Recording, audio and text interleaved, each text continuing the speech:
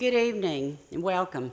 I'd like to call the meeting of the July 1st, 2025 regular meeting of the Newton County Board of Commissioners to order. Our invocation will be by Commissioner Mason and our pledge will be by Commissioner Henderson. Commissioner Mason. Thank you, Madam Chair. Let us all pray. Dear Heavenly Father, we thank you for bringing us back to this place of business one more time. We thank you for all that you've done for our community and all that you are about to do. We just come thanking you and praising you for just giving us the opportunity to be able to help move this community in the right direction. We ask that as we move forward in doing the business of Newton County, that you would give this board the wisdom, the knowledge, and the understanding to be able to make the best decisions for our community to help enhance the lives of this phenomenal community. We thank you for every single resident that resides here. We ask that you continue to bless them, touch them, keep them, protect them from all hurt, harm, danger, both seen and unseen. And we'll be forever grateful and thankful. In Jesus' name we pray. Amen. Thank you.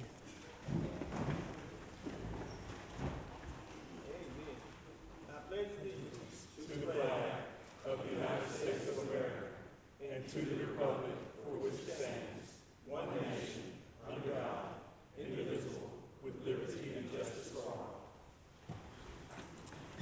all. Good evening, Madam Chair and Board. We are at item number 4, the adoption of the agenda. Okay, could I have a motion, please, to adopt the agenda? So moved. Okay, we have a motion, a second. Any discussion? All in favor? Okay, it's unanimous. Thank you. Madam Chair, the next item we have on the agenda is item number 5 for citizen comments, and this particular section is for agenda topics only. Anyone who has comments regarding the agenda items are invited to come up and speak. You have 3 minutes each. Once your time is up, the next person will be allowed to come up and speak. Again, citizen comments for agenda topics only, please.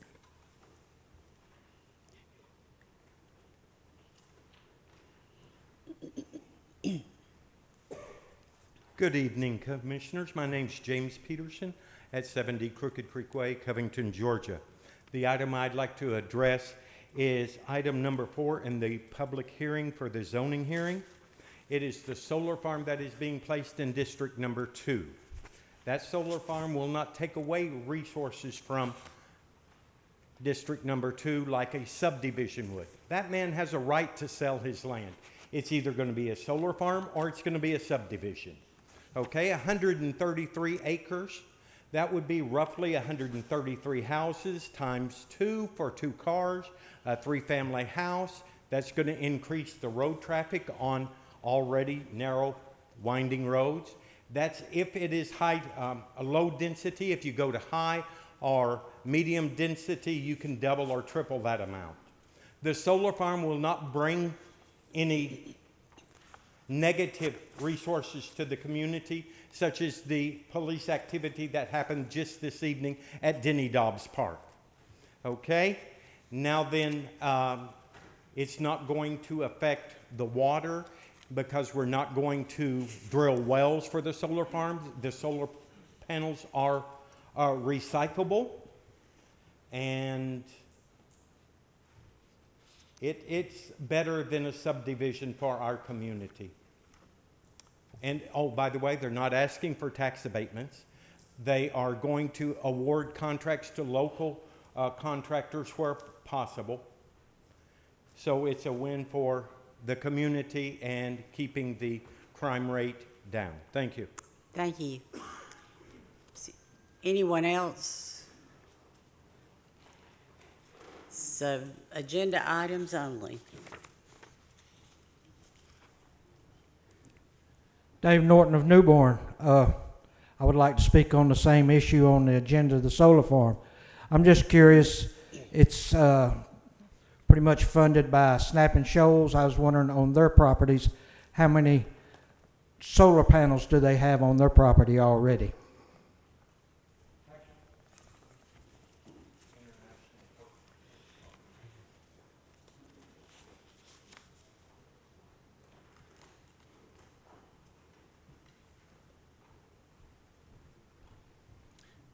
Hello, I'm Scott Fuss, speaking on the same topic.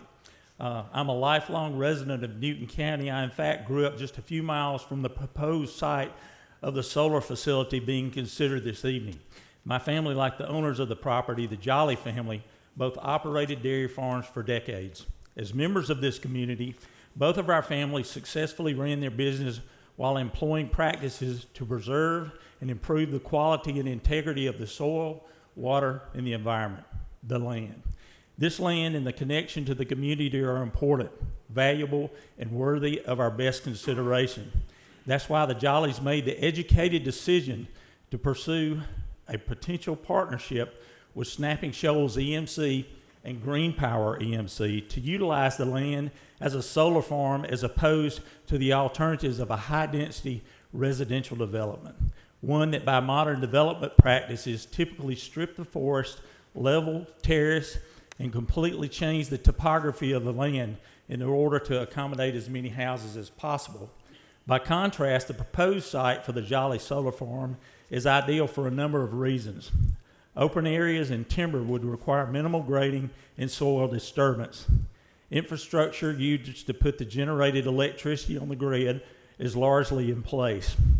Proximity to schools would accommodate technical and agricultural education programs.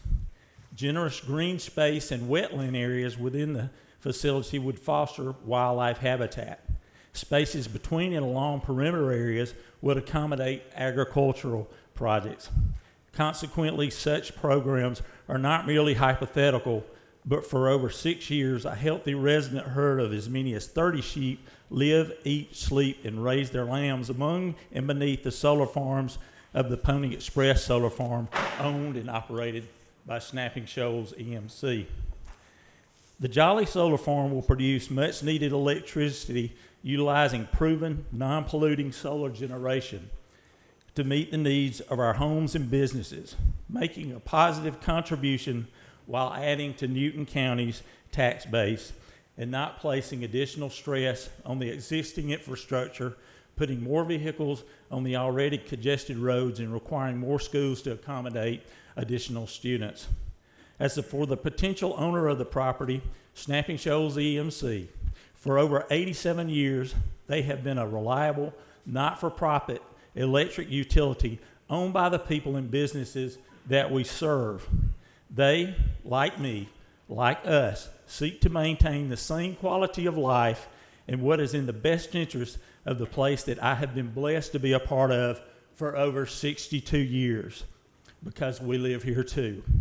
I yield to the good judgment of this board, and thank you for your time. Thank you.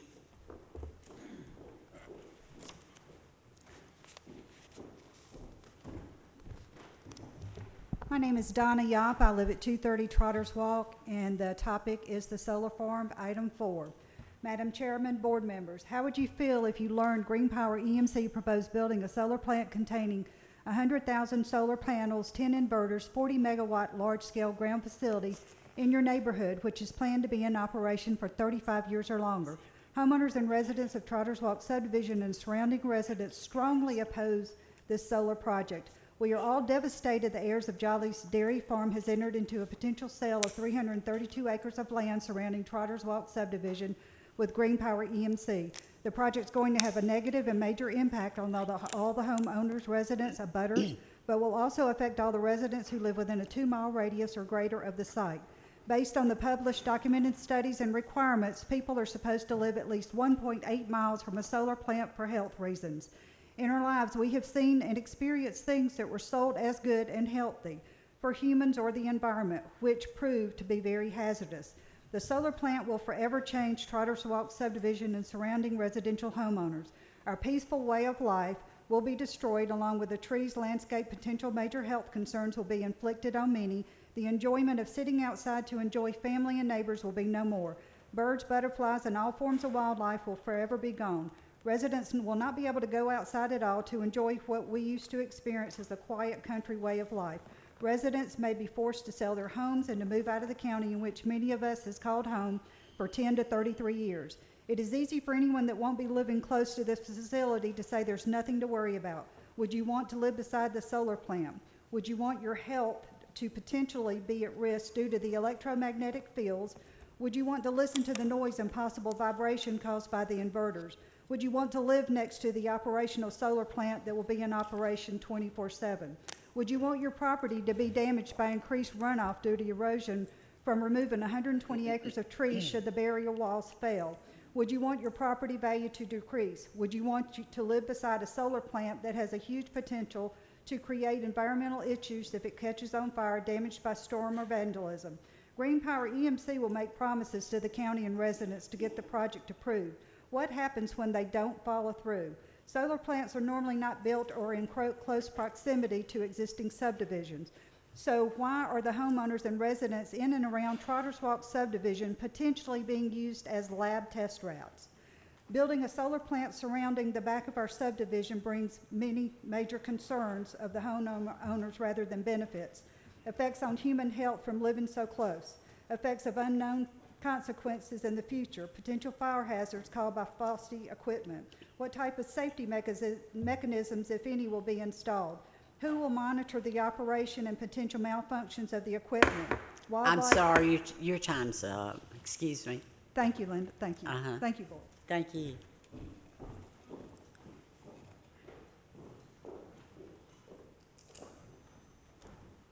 My name is Erin Shaw, and I reside at 65 Trotters Court in Trotters Walk subdivision, and my property directly abuts the proposed facility.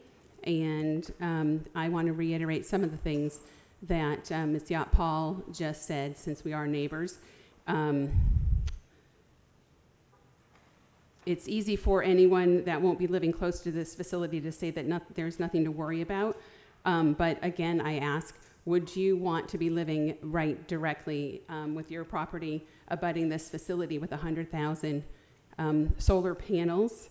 And there's a huge difference between 100 feet off the property line and the recommended 1.8 miles between residential homes and a facility, particularly of this size.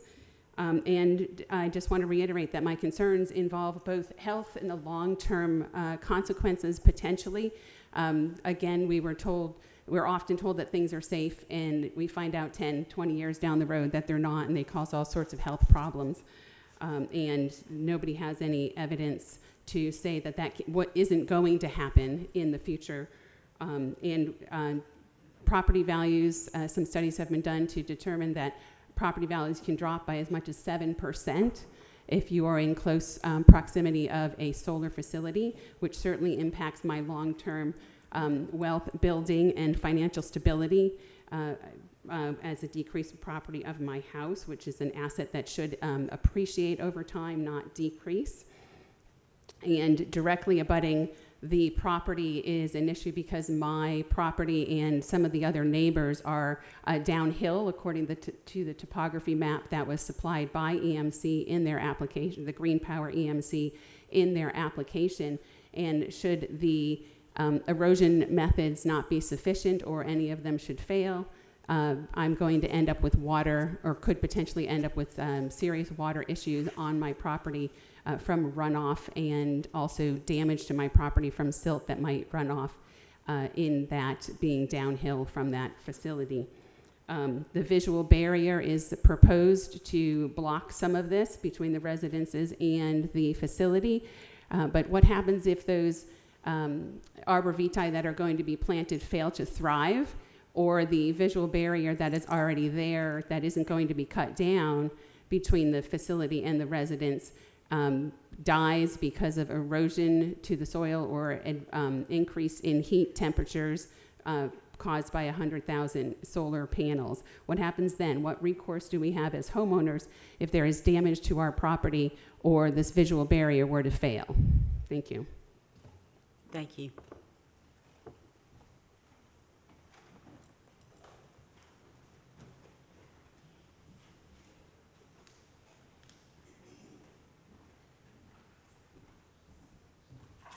Hello, I'm Daniel Moat from 45 Ashton Place. I'm in support of this. I think it's a great thing for the community.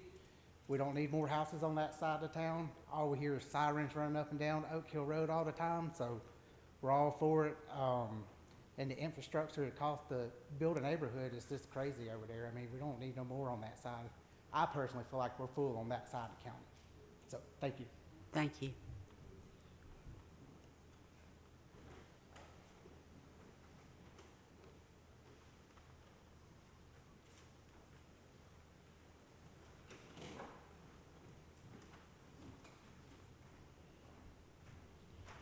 Good evening. My name is Adam McGinnis. I'm actually live in Monticello, Georgia, but I have been representing the Jolly family for over 6 years. For over the 6 years, we've worked hard to find the right buyer for the property, one that would complement the Jollies, which actually live across the street, and one that would work with the community. For many times, we have been under contract. We have been under contract for years with developments, just like what we've been talking about with housing, hundreds of housing using the conservation use subdivision. So this is something that came very close to realization a couple of years ago. And in fact, it was the developer that backed out due to the economy and some other things that had happened. For over 35 years, my success in real estate and why the Jollies have hired me is that these things don't come easy. There's fights that we have to look at. There are concerns that we all are part of. But my success comes from being patient, allowing people and allow things to happen, fall into place, as you want to call it, God's will, whatever it might look like. Allowing the patience puts things into place, okay?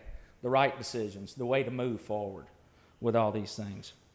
By not pushing, literally doing what's best for the communities I work in, no matter what the backlash, has always been my strategy, okay? I support this project. I know without a doubt the decision tonight, the county will be the biggest winner in this whole deal.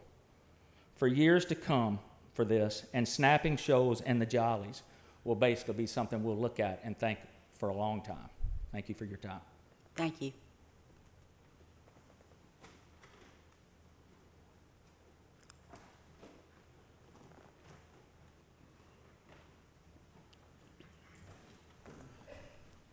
John Clemens, 152 Deep Step Road, Covington, Georgia, on the opposite side of the county from this. I stand in opposition to this simply because of the environmental effect that I feel like is going to happen here. Now, there have been good points brought up about that from the standpoint of this as opposed to a housing project, and I can understand that. And if you go in there on that 139 acres or whatever it is, and you put 9 million homes, and I'm being very exaggerating there, but if you go in there and do it very densely, that would be a negative also. And I would just say that the people that are there need to also look at that and fight that if that's what happens, if you all choose to turn this down. But from a standpoint of the 136 acres and 39, whatever it is, out of the 300, my question is Snap and Show's going to come at a later time and do the rest of the acreage that's there? I would not want this in my backyard. I don't think any of you all would. And I believe if you were living in this subdivision, you'd probably have something to say about it also. I can see both sides of the issue, but I think for this thing right here, I think that you all would be best in the best interest of those that are affected. You need to side with them. Thank you.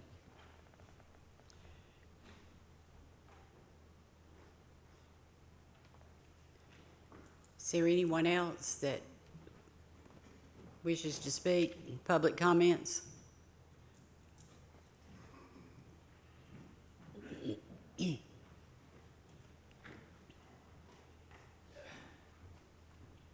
name is Scott McMillan. I live off Connect Road. My family has land that goes right across from the Jollies farm. I was born and raised in the same house pretty much I live in now. Known the Jollies all my life. Now, I understand everybody's upset about this, and of course, there's a bunch of people in the close-by neighborhoods. But even people my age that's lived here and watched those houses get built, we didn't want those houses. Now they're here saying they don't want the Jollies to do what they want to do with their land. I don't understand why I understand they have a right being a taxpayer. But there's more people my age and older that is wanting this more. Newton County don't need no more houses. We don't need no more cars on the road. I talked to 2 large landowners. One landowner actually joins the backside of the Jolly today. It's the lesser of 2 evils people don't understand, it seems like. They think this is the end of the world. If it ain't gonna be solar farms, one day we all know it's gonna be a tract home subdivision in there. And if this deal falls through, the next person might be a huge tract builder. They're gonna come in, they're gonna do the same thing, everybody's gonna be down here protesting. They're gonna hire big lawyers, come here, lawyer up, and sue the county.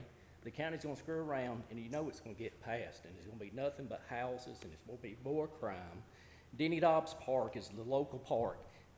Every time you look in the news, the only thing Denny Dobbs Park is crime. Just today on Nextdoor app, everybody's blowing up. Police cars, canine dogs, and I don't know if it's true or not, you know, but that's all we got in our side of the county.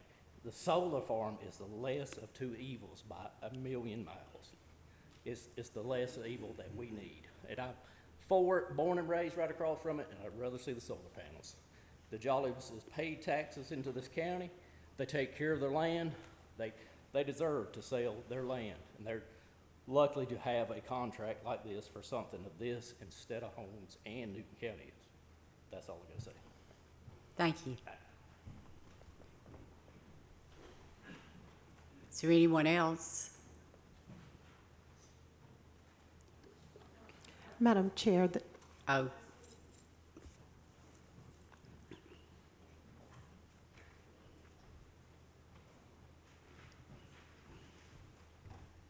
I apologize for being late. I thought the meeting started at 7:30, so I didn't get in on the very beginning of this discussion. So I'm not sure if you all are trying to vote to table the issue or you're trying to vote to pass it one way or another. these are just public comments right now on agenda items. Okay. That's all we're And doing. I just want to be able to say, my name is Theodosia Wade, and I am a member of Sustainable Newton. We are a group of people in our community who are very interested in moving the county forward in very positive ways, ways that consider the planet, but not only the planet, the economics, and also the people.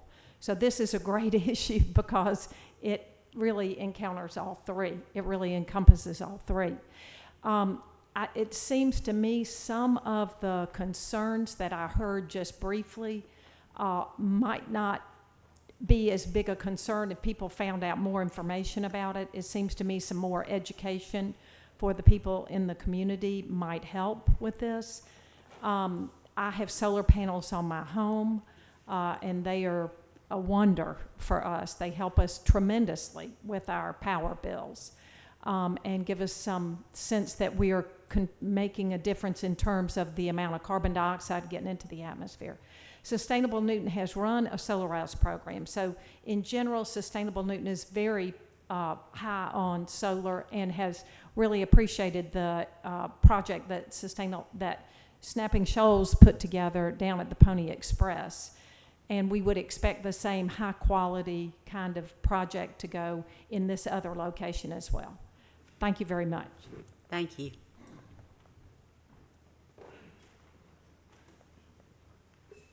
Madam Chair, the next item we have on the agenda is for reports from the chairman. And at this time, I don't know that you do have anything this evening. So we'll move to number 7, reports from the acting county manager, Mr. James Brown. Good evening, Madam Chair, Commissioners. I do not have anything to report. Okay, thank you. Item number 8 is unfinished business. We do not have any listed, so we'll move into the consent agenda at this time for approval. Okay, do I have a motion? Okay, we have a motion, and a second. Any discussion? All in favor? Okay, that's unanimous. Thank you. Madam Chair, we have 3 minutes before we move into the public hearing, which is going to lead us into item number 10. Would you like me to move forward? That'll be fine, thank you. Okay, item number 10, we have Chief Royce Turner. Newton County Fire Services is requesting board approval for acquisition of fire equipment and a specialty apparatus from DeKalb County Fire Department. There is no cost or funding required at this time.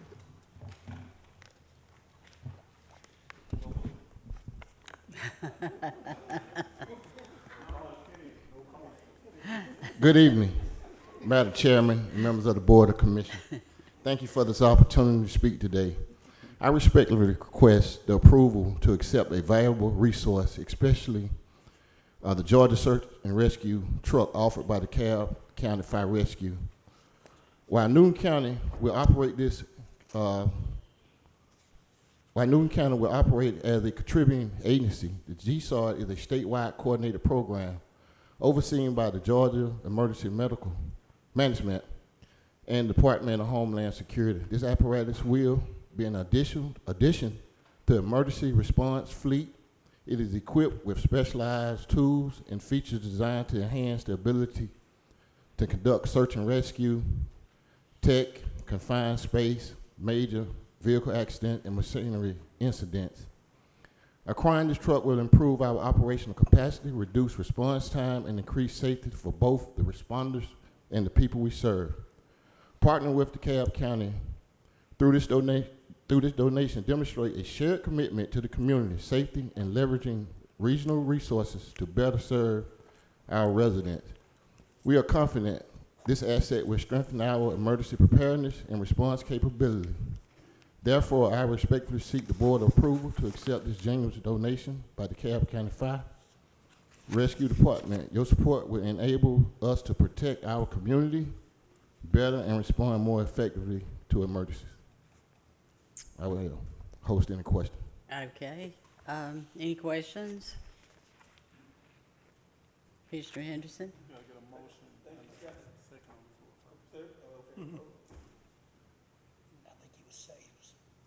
Yeah, he was second. Commissioner Edwards to make the motion again. Yeah, he was second. Mr. Henderson seconds. Mr. Henderson second. Okay, Commissioner Henderson. Okay, all in favor? Oh, you've got a question. Sorry.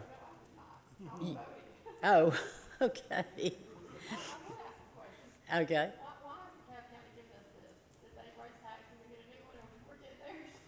Well, hopefully they did get a new apparatus. So Homeland Security and GEMA overall looking for other smaller agencies to support this program.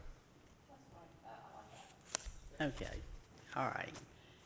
Now, we have a motion, a second. All in favor? Unanimous. Okay, thank you.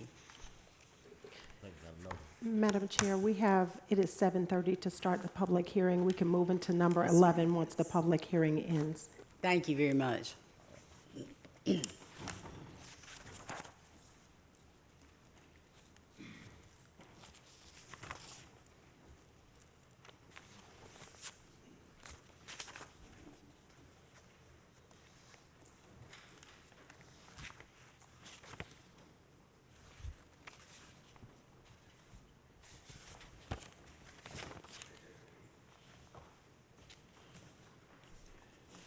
Okay, thank you.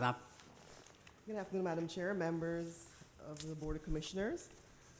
Our first petition this evening is under old business. It is a future land use amendment. This was tabled a couple of times before the board because it was challenged by a neighbor. So the applicant has since updated their survey to accurately reflect what it should be. It was not actually ever presented for a public hearing, so I do have to go through and present this one only. So it is FLU 25-000001, located at 6610 Highway 20. It is on 10.32 acres, tax ID 0002031. The existing land use map is commercial. The proposed land use map is rural residential, and the existing zoning is neighborhood commercial. It is located in the South River watershed in the emerging suburban character area and in Commissioner District 2. The owner and the petitioner today is Brianna Scott. An applicant's intention is to amend the flume from commercial to a rural residential in order to rezone the property to AR for a family conveyance. So essentially they're down zoning. And just a brief history, like I said, it was heard before the Planning Commission in February of this year, and they recommended approval. And then it was tabled on March 4th and again in May. And again, that was to resolve the boundary issue. Character areas, we said, is emerging suburban. It supports rural residential, which is what we're here tonight to amend it to. And it also supports agricultural residential zoning. And in conclusion, the applicant is seeking to amend the proposed flume to rural residential in order to rezone to agricultural residential. This may be appropriate with the policies and intent of the comprehensive plan and with approved zonings in the area. And they are similar for agricultural, forestry, and residential flume designations to the west and south of the property. And staff believes that this flume amendment may be appropriate at this time. And there are no conditions of zoning placed on the flume. This is only a planning tool. However, should the board approve this flume, the rezoning will come again before you, at which time we could apply conditions of zoning. This is the parcel here. So the dispute was on the southern boundary. This parcel came all the way down and it had covered up the easement for this parcel at the back here. So that is what was corrected on their actual survey, and then it was updated on the tax assessor's website as well. The current zoning, you see, it is commercial, so their intent is to downzone it to AR. The flume is commercial. This is the flume that they're changing today. Watershed is South River, Commissioner District 2, emerging suburban character area. This is a survey, which the older survey shows the easement here. So this is the updated survey where they have updated it to show the easement so that the homeowner in the back could access his property. And this is the proposed, this is a concept of where they're proposing to go. They wanted to carve out 3 lots for family members. And they're at least 1 acre. And if there are any questions for staff, if not, Madam Chair, this is a public hearing. Okay. So we'll now open the public meeting. All those in favor of the request are invited to come address the board. There'll be a total of 10 minutes for those speaking in favor.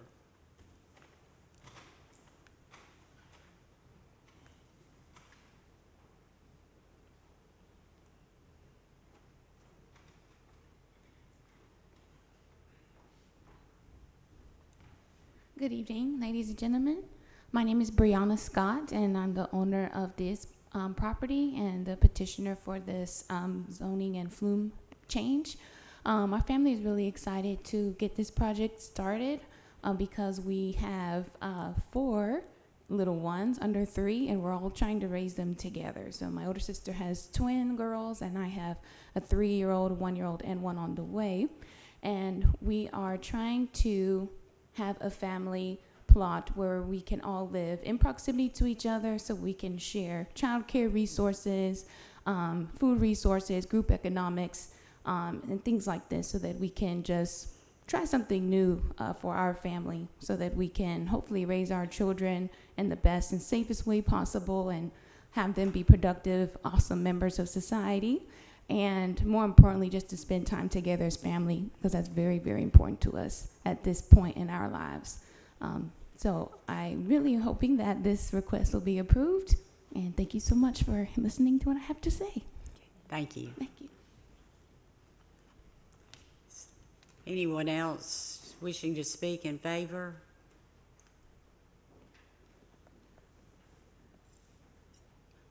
Well, that portion of the public hearing is now closed. We'll hear from those that are opposed to the request. Do we have anyone wishing to speak in opposition?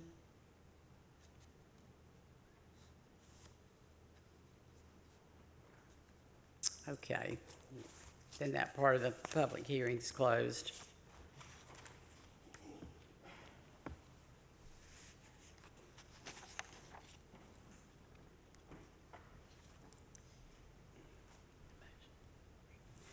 Is there a motion? Thank you, Madam Chair. Real quickly before I actually make my motion, I have a question. Shana, we did get from the information that we needed to get tabled from May the 6th they got that squared away. That's all done. I think for the reason for the tabling on May 6th that they asked for, they got that Yes, taken sir. care It of. was Correct. to make sure that they show this easement to the property at the back here. I don't, so this is the easement here. So this neighbor here could access his property before it was coming all the way down.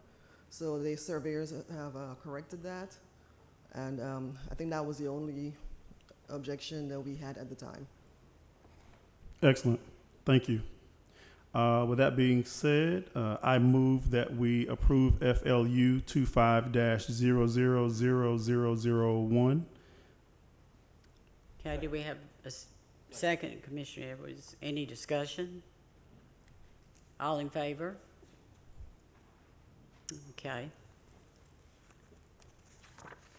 And that motion, that passes. Thank you, Madam Chair. Our next item this evening was also old business. This one we actually already presented and had a public hearing on it. I'm just going to do a brief recap. I wouldn't go through the entire thing, but it is FLU 25-000003. It's off of Richard Chapel Road.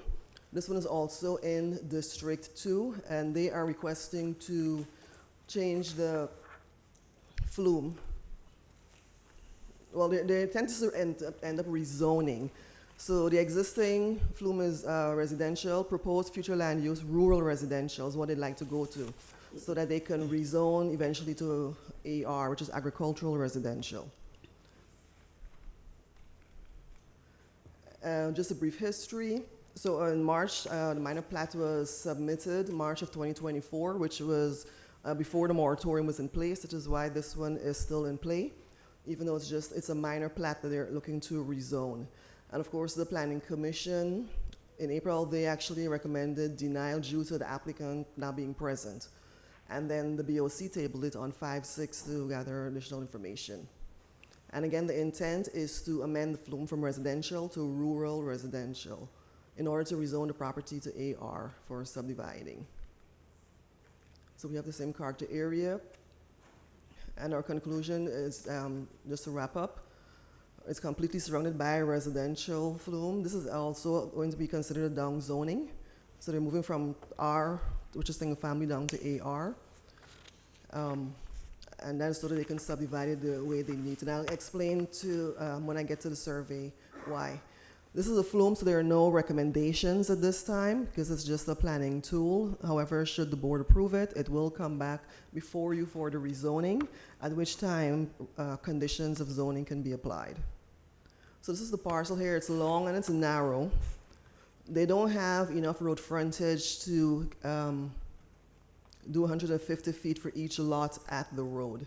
And because of our zoning, they cannot create flag lots under that R zoning, the single family zoning. So they have to rezone it to either AR or E.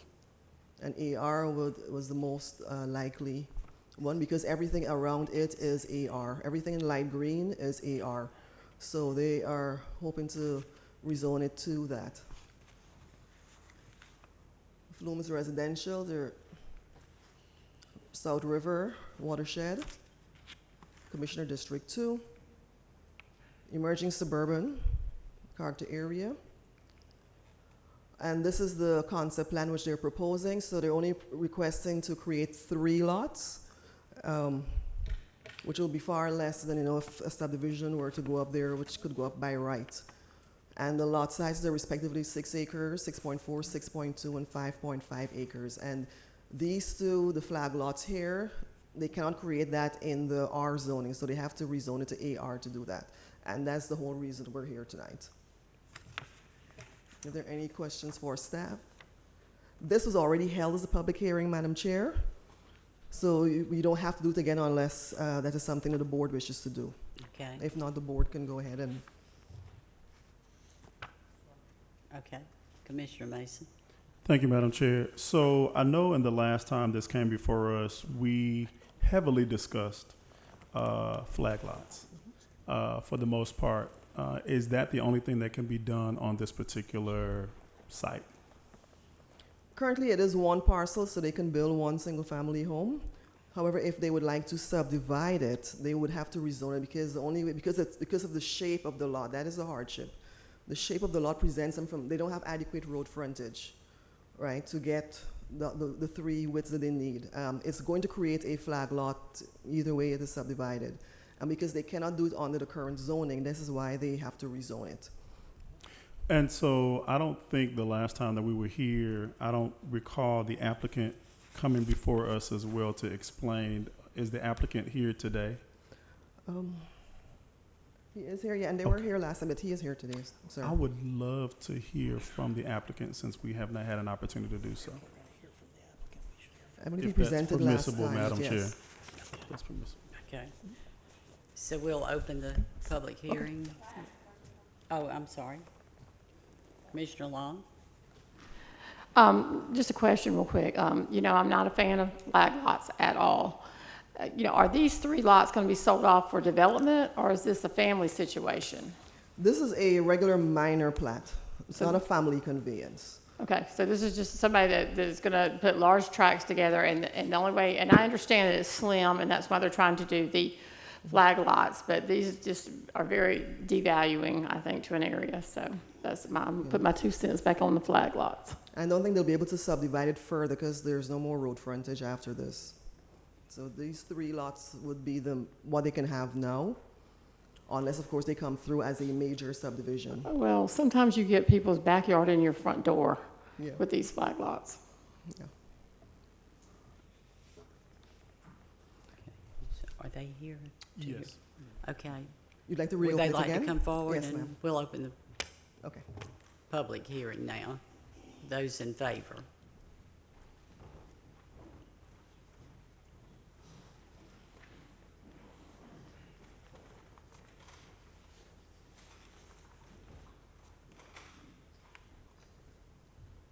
Good evening. My name's John Brewer. I'm representing Mr. Lonnie Cox. I'm with W&A Engineering. I did come before the board 60 days ago and explained the situation as best I could, and at that time we did have some discussions about flag lots, and I expressed my belief that flag lots are a little overrated, and I noticed your comment about somebody's yard being in somebody's front yard. Well, there's a subdivision that backs up to the property, so that would be these houses' backyard and those houses' backyard. See what I'm saying? So there's what? 1, 2, 3, 4, 5, 6, 7, 8, 9. There's 9 adjoining parties to these 3. There'll be 9 adjoining parties to these 3 tracts of land. But when I came before y'all last time, I said that, I had been at this for many years, and this is one of the very few times that I've ever had the opportunity to represent a backward zoning for a piece of property, and really didn't anticipate the resistance to the plan that we have here. In its current zoning, we do have enough road frontage to get 3 lots. However, if we have the correct amount of road frontage, and we will have the minimum required area in our current zoning to do 3 lots. However, when we extend those lots to the back line, that makes them longer than it is wide, and we were turned down at the code office process. And the definition that I don't necessarily agree with, and I said that the last time I was here, of a flag lot. What will be accomplished if you give us this zoning will be that we will turn a potential residential subdivision with the potential to have, I believe, that if we do the calculations, somewhere around 18 or 19 lots in it, to 3 lots permanently forever that can't be re-subdivided. So I just felt like that as a group, as the board, that y'all would feel like that was in the best interest of the county and the best interest of your district. I'd be happy to answer any questions, or just feel free to ask me anything you would like to. I have really talked about this with Sheena, several times before we decided to take this route. I mean, I literally took this route on the advice of the code office. So if there's any other remedy to this, we would be glad to do it. But in its current zoning as it sits right now, we could cut 3 lots off the existing road frontage right now and donate the rest of the back part of the property to the neighbor. I mean, but it can be done. There can be 3 residential structures built on this property in its current zoning. Now, they would be longer, they would be so long versus the width that would fall under a flag lot. Definition of a flag lot, even though we would have the minimum area, the minimum road frontage, we would just be too deep. Our lots would just be too big. And that falls under the category of the code book's definition of a flag lot. Am I correct?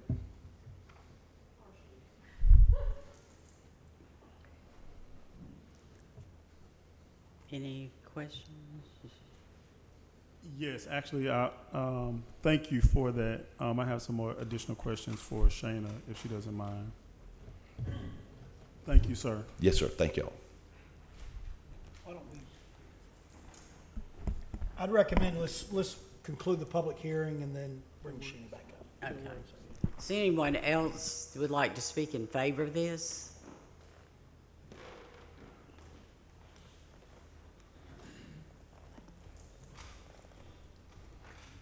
I'm not speaking in, my name's Dave Norton of Newbern. I'm not speaking in favor or against, but I believe I heard Shayna say that we'd already had a public hearing for this. And if so, we did. And if we're having a public hearing now, did we follow the rules where the public was notified that there would be a public hearing on this tonight? I just wanted some clarification that we're doing things proper. That's all. Thank you.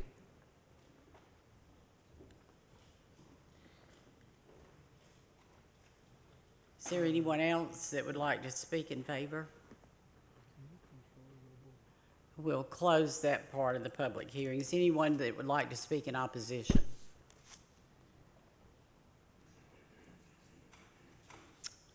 Okay, well, the public hearing is closed then.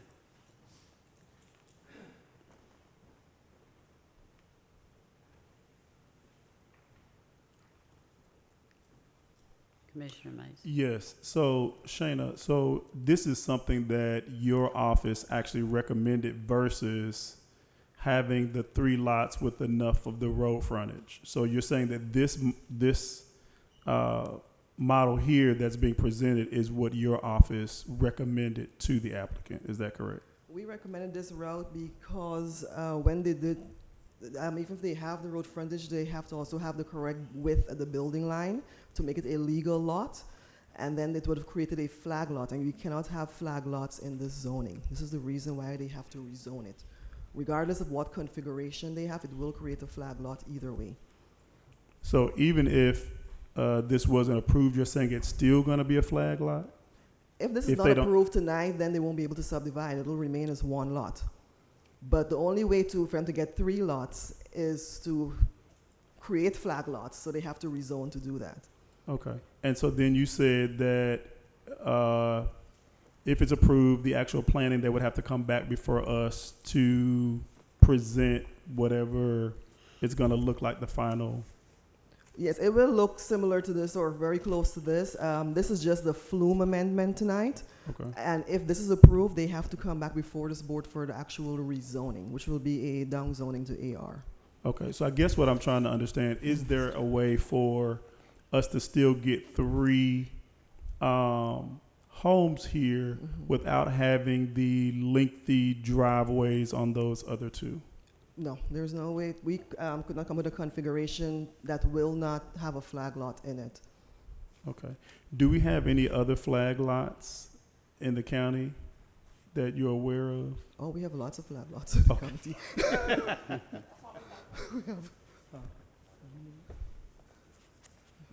Yeah, we have quite a few flag lots. They're only allowed in the A, AR, and RE zoning. Okay. So I think that's kind of where we hit that challenge, and we've been working with Mr. Brewer over these several months. Yeah. Any configuration they came up with, it always created a flag lot. So if, which, it says if the driveway is more than twice the length of the width of the road, it creates a flag. So the only way for them to actually be able to subdivide it would be to rezone it to a zoning that allows that kind of configuration. Okay. Have we had any major issues with these flag lots? And I think I heard some of my fellow colleagues say that, they are aware of flag lots. They live on flag lots. So I would even like to hear some of my colleagues even have some discussion and conversation centered around this as well, if possible. Yeah, I mean, we haven't had any complaints because they're quite common, in the rural areas of the county, because the lots have, because of the shape of the lots. Some of them are challenging. They're oftentimes long and narrow, like this one, so sometimes they can't meet the width of the building line. Right. Sometimes they can't meet, the road frontage width.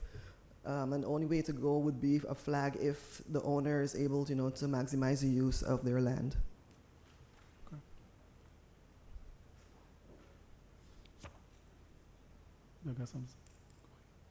Commissioner Edwards. Thank you, Madam Chair. So, Shane, if I understood correctly, in its current zoning, this could be subdivided into smaller lots. Is that right? You have about 18 acres, Commissioner, and the minimum lot size for R2 zoning on septic is 40,000 square feet. So you can have multiple, if they were to come through with a major subdivision, put in the roads and infrastructure, yes, you could have. Yeah. So for me, it makes sense to go with 3 as opposed to 9 or 10. So, and yeah, I live on a flag lot. So I live in my acreage.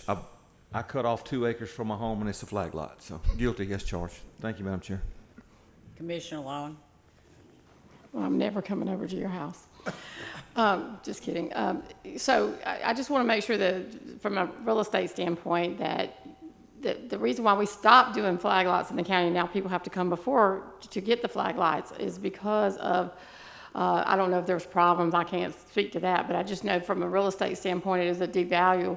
I think when Mr. Brewer, which he knows his business very well, came before us the last time, he said that, he wasn't a big fan of flag lots either, because they just, to me, they devalue the area. But like I said, if this was another development, to say 18 acres and what can go on it, you still have curb and gutter, and you have all these things that go on the property. So we cannot sit here today to dictate that this is going to be 5 houses if they don't do it, or 8 houses if they don't do it, because just because of the math of the zoning doesn't mean that's exactly how it would be laid out if somebody wanted to develop a subdivision here. The comment about the backyards and the front yards, that's one of the problems with the flag lots, is you do, depending on how you turn them, if they kept them like this, it'd probably be good because they have driveways in the front. But you having the subdivision on the back, you're going to have buffers from that subdivision to this land anyway when someone's building something, because they can't build on the property line, so it's not going to be front yard, backyard. So I just wanted to clear that up. We have setbacks. What they were saying, there'll be setbacks in place on those. It's just, it's just not a good real estate move, but if this, whatever the district decides. And Madam Chair, if I can also address the earlier comment, this was advertised again, legally in the papers, signs out, notices given out and everything. I know Mr. Norton had a comment on that. Okay. Is there a motion? Thank you, Madam Chair, and thank you for clarifying the advertisement as well. We definitely want to always make sure that we're doing things decent and in order and properly.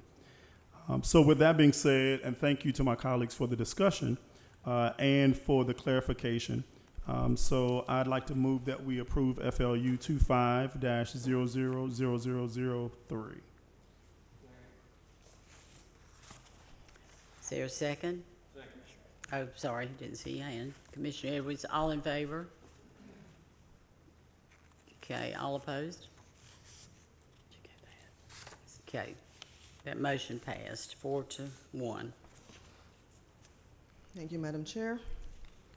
Our next case, this one is also old business, and the public hearing was also held on this one, and it was tabled for more information. I'm just going to I won't read through the entire case, just to do a brief recap. It is CUP 25-00004. It is for a special events facility at 910 Duncan Road. Currently, they are on 10 acres, and the owner and petitioner are the Lubens. And if you turn to page 15 in your packets, they have provided an updated proposal where they addressed any concerns that the neighbor had. They also provide their vision and the event types that they were going to have, such as private weddings, reunions, birthday parties, and then you have the seasonal family events. The events will be by appointment and private rental only. They address the traffic and the safety plan, so clear exit and entry. All parking will be on site for up to as many as 60 cars, with parking attendants available and emergency access. They intend to maintain their agricultural use of the land as well. It's currently zoned AR, and they have committed to preserving the rural character of the area. There's going to be a vegetable garden area, as well as a hay field, and hay field rides were going to be one of the attractions that they were going to have as part of their seasonal events. Which brings us to the seasonal events, and I'm on page 16. It's supposed to be this, it's in your packets, in the border, So their seasonal events, small scale family friendly events throughout the year, spring and Easter egg hunts, and fall they have the hay rides and harvest themed weekends, and then of course in winter they have a Christmas light display and family holiday gatherings. And they have offered a commitment to the community where they will be notifying neighbors in advance.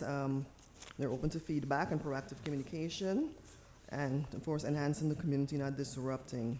And the sound and lighting will be carefully managed.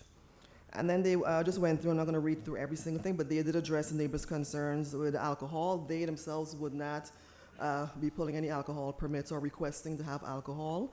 However, if there's a private wedding, if there's a bartender at that wedding, they do have to come for their pouring permit from they have to come for their permit from our department to serve alcohol. And of course, they've taken care of traffic. It'll be on-site parking. And they've gone online where they've looked at fire safety. There's 2 entrances onto the property, so to provide ingress in and out of the property for emergency vehicles and for guests. And the plan is to manage a number of events. It's going to be primarily spring through fall. We're going to be focused on private, invitation-only events, weddings, and so on. So that was the update that I wanted to bring before the board. Like I said, this was already held as a public hearing, but if I can just go through the aerials just to reacquaint you with that. And I can also read the recommendations again into the record if need be. But this is the parcel here. AR zoning, the Flume is rural residential. The Yellow River watershed. This is in Commissioner District 3. This is a survey of the property. This is their concept plan. So you have the vegetable area, hay farm. The perimeter is a circuit for the seasonal hay rides. Yellow is the parking space. We have the event center in the barn dominium here. Of course, there's an existing home there and the barn, and you have the 2 entrances to exit in and out. And if there are any questions for staff? Commissioner Long. You know, we're getting a lot of these coming before us now. And my concern is we probably need to relook at this, but, you know, you live in a rural residential area. You moved out there for the peace and quiet, and then we're allowing, and I know these are very popular and very big, but we're allowing somebody to basically have a commercial business out there in the middle of the rural residential area, because, and I realize it's weddings and this and that, but they still have the public coming to their house. It'd be no different than if you wanted to sell something at your property and people are coming in and out all day long. It makes it a commercial type business. So I think that, you know, that's my biggest concern is how do we, you know, and who's going to manage all these things that are in people's proposals? You know, who from the county is going to manage all that? And are these considered commercial businesses? I mean, they have a lot. They're going to have activities and different things. They have a hay farm. They have a barn. They have, you know, different events coming up. So does that make it a commercial business? It would be commercial in some scale, but it's also agricultural as well, based on, you know, some of the activities that they're doing. This is why they require a conditional use permit, right? So the board can hear it and to make a determination of, you know, the appropriateness of something like this. But yeah, it is allowed by the ordinance, but with a conditional use permit.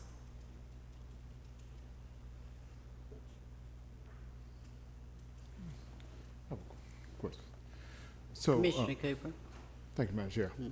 So, if they decide to sell this property, would the next buyer, would they have to come before this board to? The board could condition this to end if the Lubins decide to sell the property. So the use would end, the condition, so the next person does not automatically inherit it. And yes, they would have to come again before the board to reapply if they wanted to do something like that. Thank you, thank you. Any other questions? Okay. We'll now open, sorry, Commissioner Edwards. Thank you, Madam Chair. Sorry about being so delayed there. So just to be clear, Shana, the conditional use permit, if approved tonight, expires with the current owner if they were to sell it. We can add that condition, sir. We can certainly add that condition to it, yes. Okay. Thank you, Madam Chair. Okay. Okay. We'll now open the public hearing. All those that are in. Oh, you're gonna, okay. Yeah, thank you. Thank you, ma'am. Thank you. All those that are in favor of this request, you may come before the board and you'll have 10 minutes.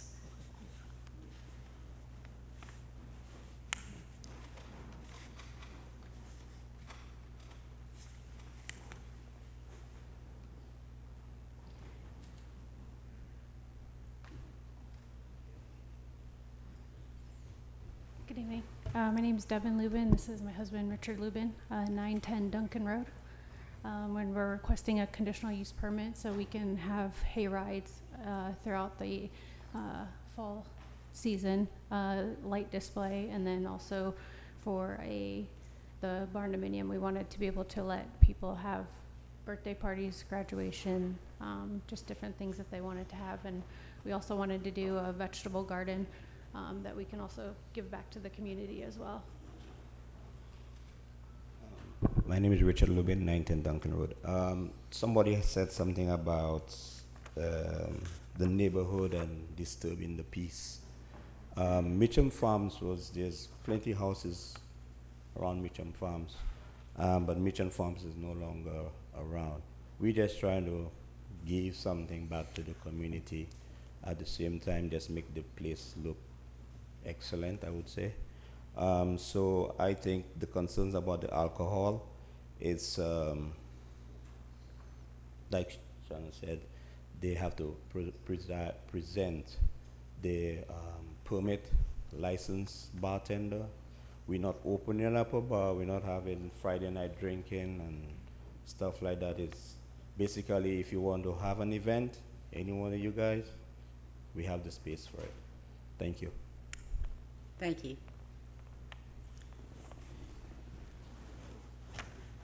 Is there anyone else that would like to speak in favor of this?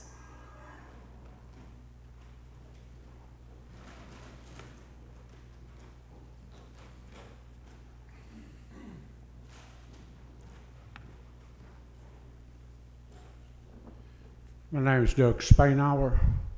I live 400 or 500 feet down the road from this area. It's a dirt road, gravel road. I have no problem with him having activities up there. I don't see anything like traffic or too many people that would, be congestion up there. I'm all for it.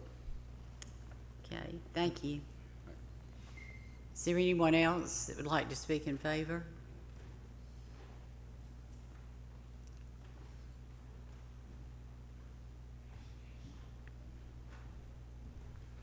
My name's Johnny Tatum. I live at 36 Glass Road, and it's right across the street from where he wants to have this business. I'm not in favor of it, but I'm not against it either. I think it's a wonderful thing what he's trying to do out there, because like he said, Mitchum Farm is gone. That's no longer out there. There's no more family events out there. My only concern is my house was broken into a couple years ago. Over $7,000 worth of stuff was stolen. People coming up and down, this dirt road is just a go-between. And so when I'm riding up and down this road, I see people stop and park. I tell them it's a public road. You're welcome to travel this road, but you can't park on this road. So that would be my concern, is people traveling up and down that road and drinking if there's an alcohol event. But like I said, I'm in favor of the business, but I do have concerns about it. Okay. So, and I think highly of these people, and I know they can do a good job. So thank you. Thank you. Is there anyone else that would like to come forward and speak in favor?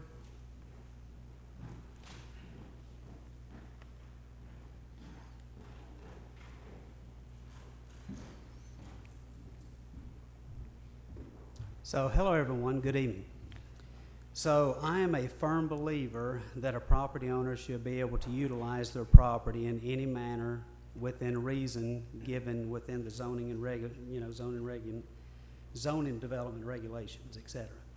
I understand what Leon Long was saying about, concerns about disturbing the peace in a residential community, etc. And I know these people, they will do things in a prompt, professional manner. They're not going to cause any disturbance in the community. I know for a fact. So I just want to make sure that, everyone knows that they have good intentions. They want to do good for the community, offering hay rides, events for kids, events for kids, etc., which Mitchum's Farms used to do, which was close by, which is no longer in operation. So, just want to, reiterate the fact of what everyone else said this evening as well. So that's all I have to say. Do you have any? I'm an adjoining landowner, by the way. Do you have any questions for me? Yes. Do you Sure. mind stating your name Yes, and my name address? is my name is Perry Ray Shelnut Jr. One more time, just for the record. Yes, Perry Ray Shelnut Jr. Good. And address? What? Your address? Yes, address. Yes. Okay. Yes, Mountain View Farm Properties, adjoining landowner. Okay. Yes. All right. Thank you. LLC company, LLC corporation. Okay. So, thank you so much. Thank you too. Is there anyone else that would like to speak in favor? Okay, well, that part of the public hearing is closed. Is there anyone who would like to speak in opposition?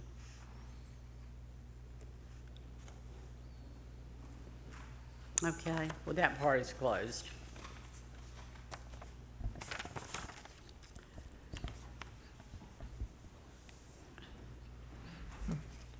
Madam Chair, with that said, I'd like to make a motion. Okay. I'd like to make the motion to approve CUP 25-00004 with the condition as to if they decide to sell property, that the next buyer come before this board.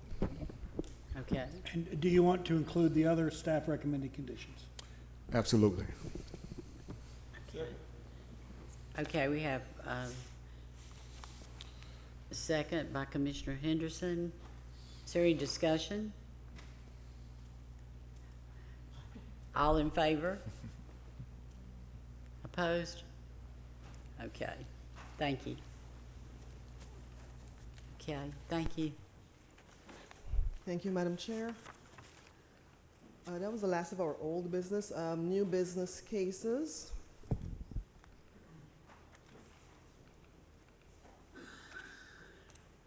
So our next case there, first for the new business, is a conditional use permit. It is CUP 25-000003.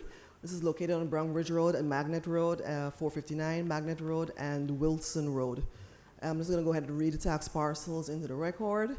00646B, 46, 46C, 000647, 47A, and we have 000646A. It is a total of 332 acres. Future land use map is residential and parks, recreation, and conservation. The current zoning is agricultural residential and single-family residential. It's located in the South River watershed in the established suburban core character area, Commission District 2. Current owner is Jolly Farm, Inc., and the petitioner is Nicholas Ham from Green Power EMC. And just a brief history on this parcel or these group of parcels. On September 27th of 2022, the Planning Commission approved the preliminary plat for 261 lots for Jolly Farm subdivision on the tax parcels referenced in this petition. That same developer came back in August of 2023 for a revised plat, and the Planning Commission approved that plat for 134 lots for the subdivision that was going to go there. That subdivision, the preliminary plat has since expired. The developer opted not to pursue it anymore. Today we have a new applicant who is applying for a solar facility, and on 4/22/2025, Planning Commission approved the applicant's request. It was tabled at that point so that they can hold a community meeting. In May 21, 2025, the community meeting was held. It was an open style. We had multiple stations that allowed for one-on-one interactions. This meeting was hosted entirely by the applicant at Snapping Shoals.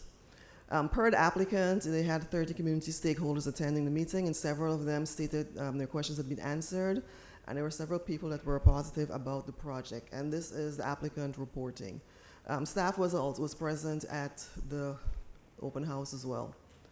On 6/24/2025, the Planning Commission recommended denial of the CUP by a vote of 3-1. And the Planning Commission Board, they expressed concerns for storage of damaged panels, wetlands, and proximity of inverters to the wetlands and the subdivisions. Residents who were at the meeting, they expressed concerns about the residential buffers, property values, the health risks, landscaping, wildlife effects on the wetlands, and the afterlife of the solar panels. The applicant was able to respond. They stated that 60% of the trees will remain in place, reducing the risk to the wildlife habitats. The facility will supply clean energy to the community. They will be implementing their BMPs, which are best management practices per code during the land disturbance phase, and wetlands will not be impacted once these are installed correctly, and that is something our department would monitor. The applicant's intent is to develop a 40 megawatt AC ground-mounted solar energy facility. And again, the subject site is on 332 acres, currently undeveloped largely. There's an overhead power line to the north. Snapping Shoals Creek runs along the north and east, and there are also wetlands to the east. And the subject properties are completely surrounded by residential zonings and uses. According to the comprehensive plan, the project is located in the following character areas. So it's the established suburban core. We have the appropriate land uses and the appropriate zonings highlighted in red. The applicable section for this ordinance, so we do have a solar ordinance that the county uses in section 10-295 E and H of the solar energy ordinance. It addresses this use particularly and has specifications, so it is included in your packets. So I won't read through all of the requirements, but it does addresses things like buffers, solar access, impervious surfaces, lighting, tree removal, maintenance, abandonment. Each applicant for a solar farm, they are required to submit a detailed decommissioning plan, which they have, as required in section 8 here. And then we have specific requirements for large-scale solar energy systems. There's a required buffer. It is a permitted use section 1. There are required setbacks. The minimum setbacks are 25 feet. They are going all the way up to 90 feet, so they are going beyond what is required by the ordinance. But these are just It goes through the signage and setbacks from the public right-of-way, electrical connections, safe installation. And again, this is all included in your packets. And the site plan analysis, based on the site plan submitted by the applicant to Development Services on February 21st, 2025, staff offers the following considerations. The applicant is proposing to develop a ground-mounted solar energy facility on 139 acres, and they're keeping the other 190 acres undisturbed. There are 10 proposed solar inverters surrounded by 14,150 feet of linear fence. The area within the fence line is approximately 132 acres, and there is an overhead power line to the north of the subject site, which is directly above the 7 inverters, above inverters 7 and 8. The proposed land disturbance amount is 139 acres, and the areas of trees to be removed is 120 acres. The site plan also shows the 25 feet and 100-foot buffers, as required by our ordinances. And we have a couple of updates. On June 12th, we received an updated plan that shows just the array shifting from the south side away from the Trotters Walk subdivision.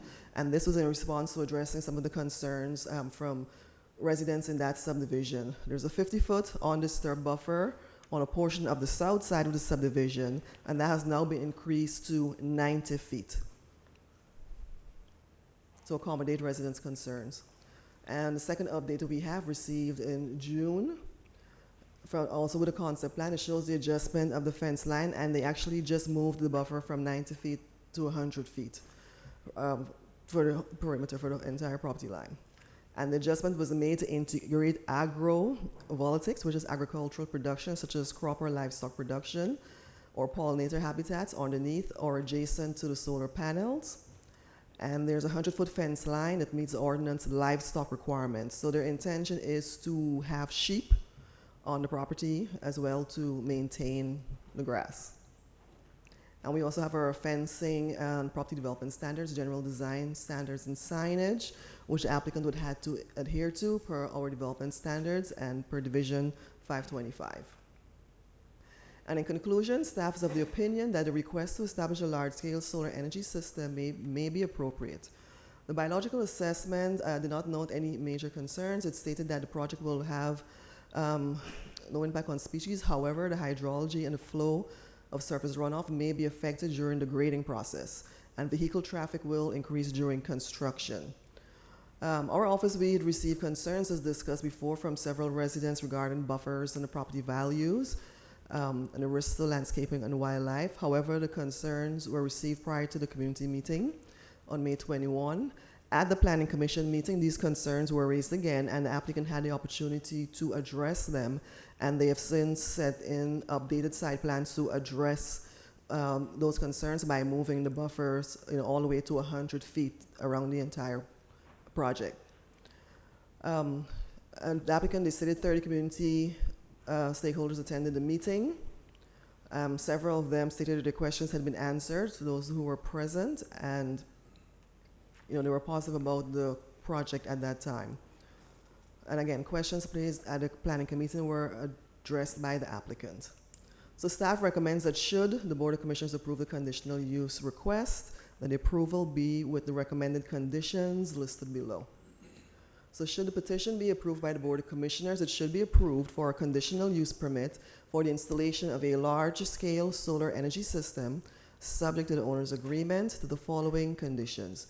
Where these conditions conflict with the stipulations and offerings contained in the letter of intent, these conditions shall supersede unless specifically stipulated by the Board of Commissioners. 1, the owner's agreement to restrict the large-scale solar energy use of the property as follows. A, to maintain the portion of the property shown as area within the fence line on the concept plan for the Jolly Array dated 6/16/2025 by the Peak Solar Works.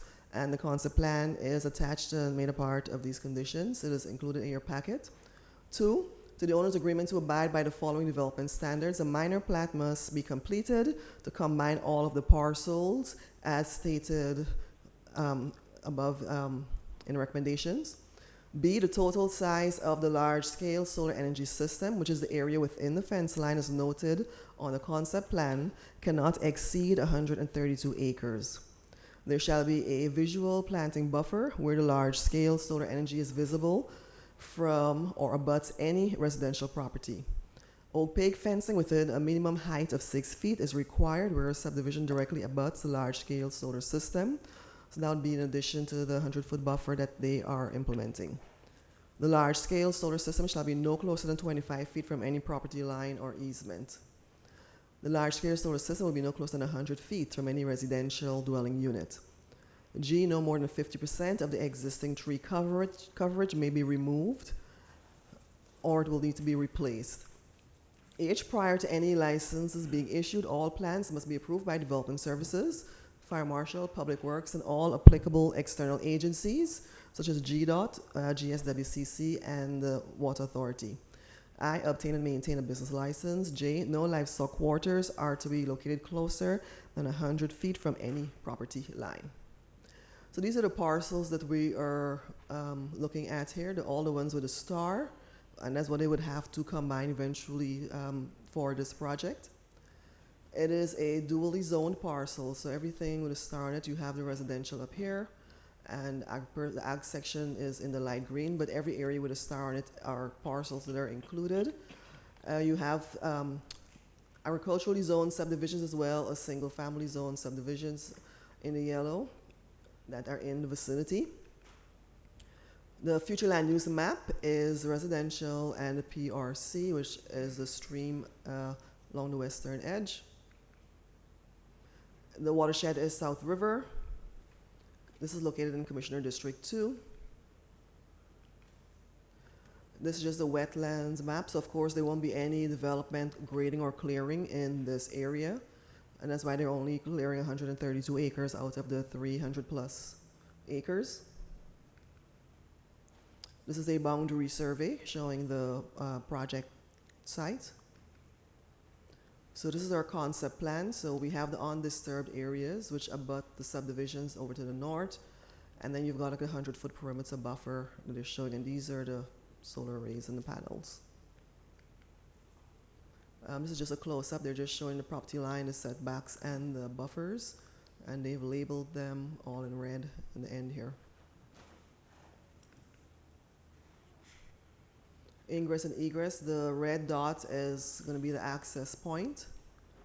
And again, it's going to be low traffic once it's established. I mean, it's just, I guess, the maintenance crew that'll be going in there. Stormwater mitigation plan that they submitted to us. This, of course, would have to be submitted in detail when they get to submit their land disturbance permit. And staff will make an assessment at that time. They submitted a decommissioning plan for this project. Oh. And if there are any questions for staff, if not, Madam Chair, this is a public hearing, excuse me. Okay. We'll now open the public meeting. All those in favor of the request are invited to come address the board. There will be a total of 10 minutes for those speaking in favor.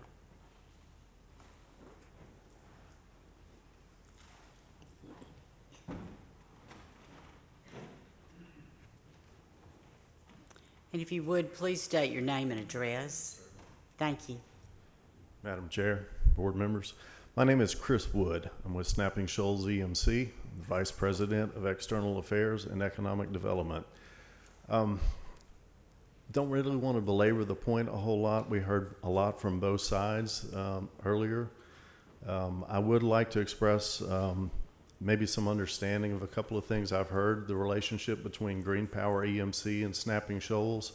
Green Power EMC was started back in 2001 by Snapping Shoals and 37 other EMCs. We are an owner of Green Power EMC. So I've heard a lot of talk about Green Power coming out from Tucker and coming here to Newton.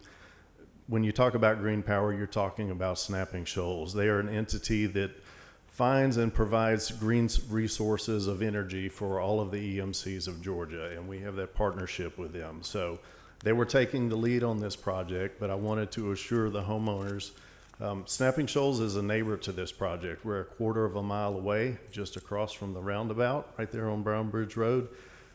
We don't do things in half measure. We've been a part of this community for 87 years. We have a great reputation. If we're doing things out there and it's not to the neighborhood's liking, they can stop in our front door and chat with us. I've heard concerns about foliage and other things that we might plant to prevent, people seeing in and it being unsightly. If something dies out there, we will be replacing that. We maintain and monitor things. We will be overseeing the project. We also would be responsible for maintaining things. Heard a couple of concerns about inverters catching fire. It happens from time to time. We've seen that in South Georgia. It typically burns down and burns a little spot around it. Very similar to what would happen if we lost a transformer. We've got thousands and thousands of transformers all across our service territory.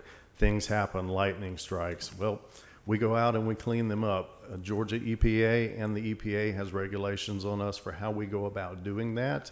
We're also good stewards of our community because we live here. We work here. We attend church with all of you here. So we have no reason to be ducking any of our responsibilities, and just wanted to offer assurances for that. I'd like to introduce Nick Ham with Green Power. He also would like to speak for a moment and maybe address some of the other concerns that have popped up tonight. Thank you. And then we'll be happy to answer any questions y'all might have.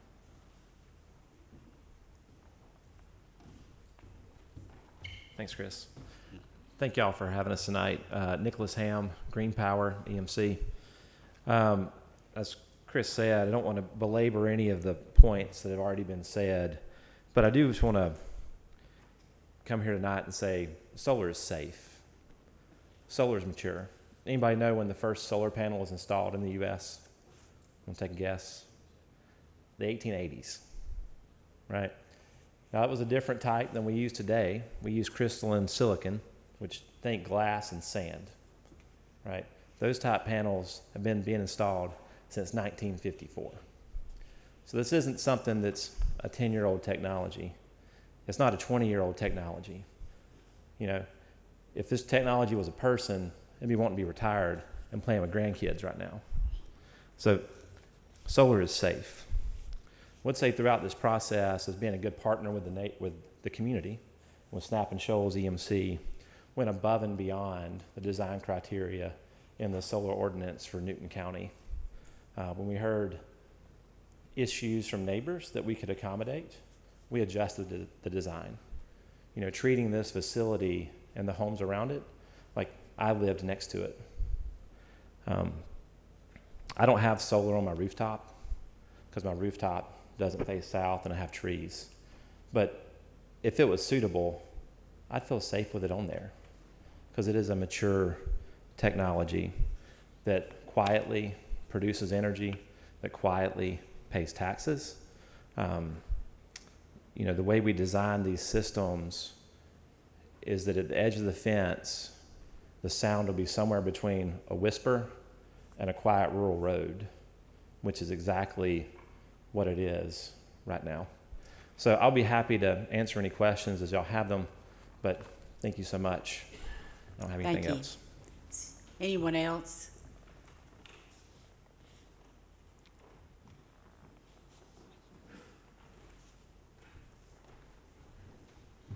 Good evening, Commissioners, Madam Chair. I'm Lanier Sims. I live at 255 Sims Road. I come to you tonight in support of this project wearing several hats.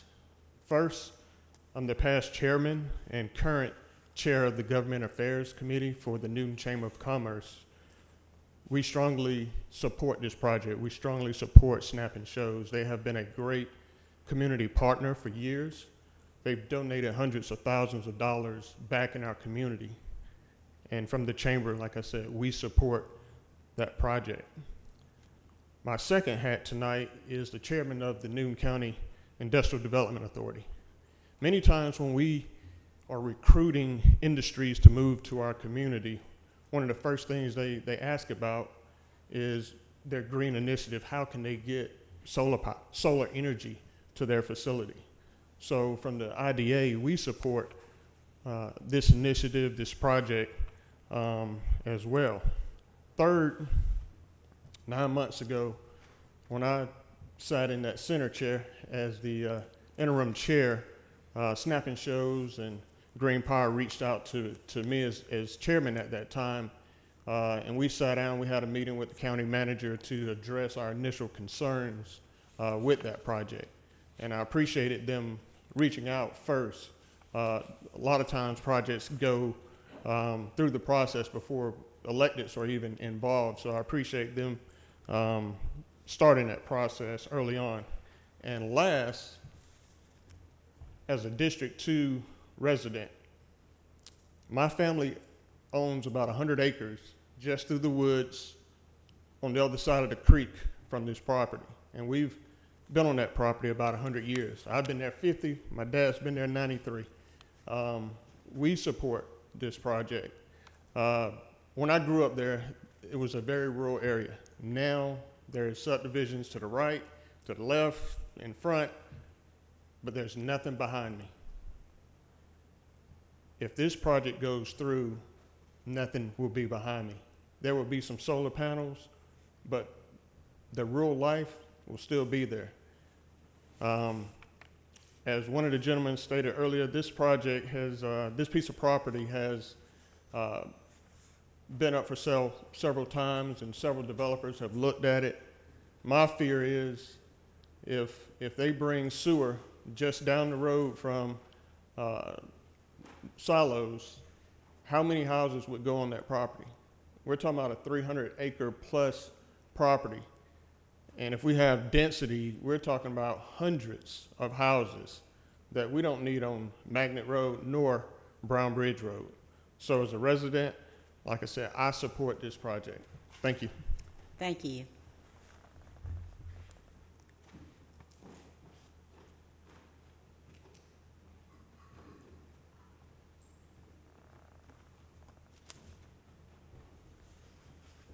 Good evening. My name is Julius Hayden. I live in District 2, and I'm here to support this particular project. I have in my hand a report produced by the University of Valdosta's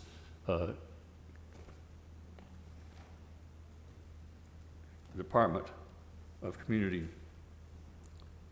Affairs. Lee County asked them to do that because they had a very similar project going on back in 2021. The synopsis of this report says, the solar energy systems are likely to produce less contaminated runoff, less water, and use less water, and generate less carbon emissions than agricultural uses, while reducing carbon emissions from other power alternatives. The solar system facilities have less impact on local transportation and infrastructure since they require less heavy equipment or transportation after the initial period of construction. So basically, these things sit there and generate power. I'm very much in favor of this. Thank you. Thank you. Is there anyone else that would like to speak in favor? Well, that part of the public hearing will be closed. We'll now hear from those opposed to the request.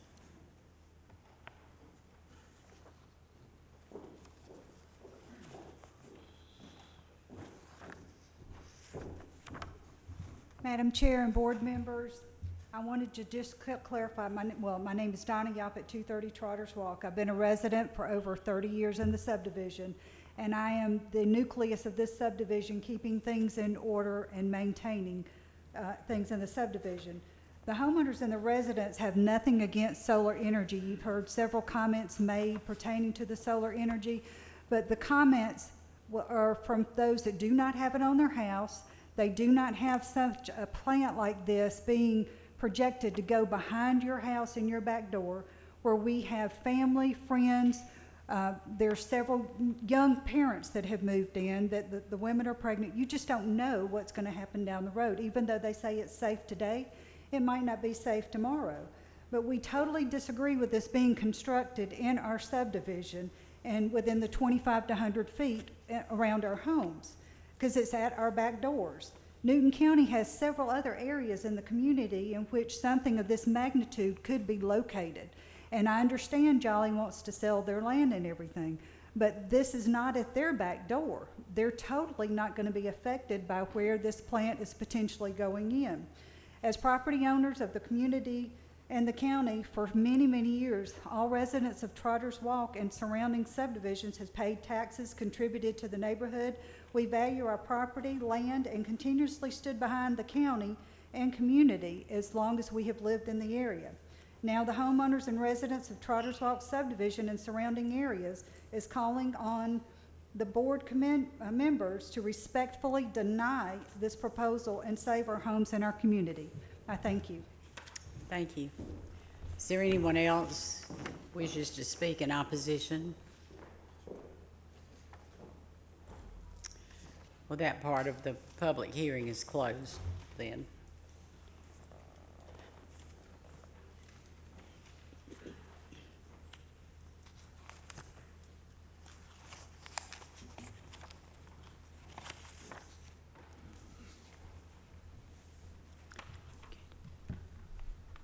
Do we have a motion?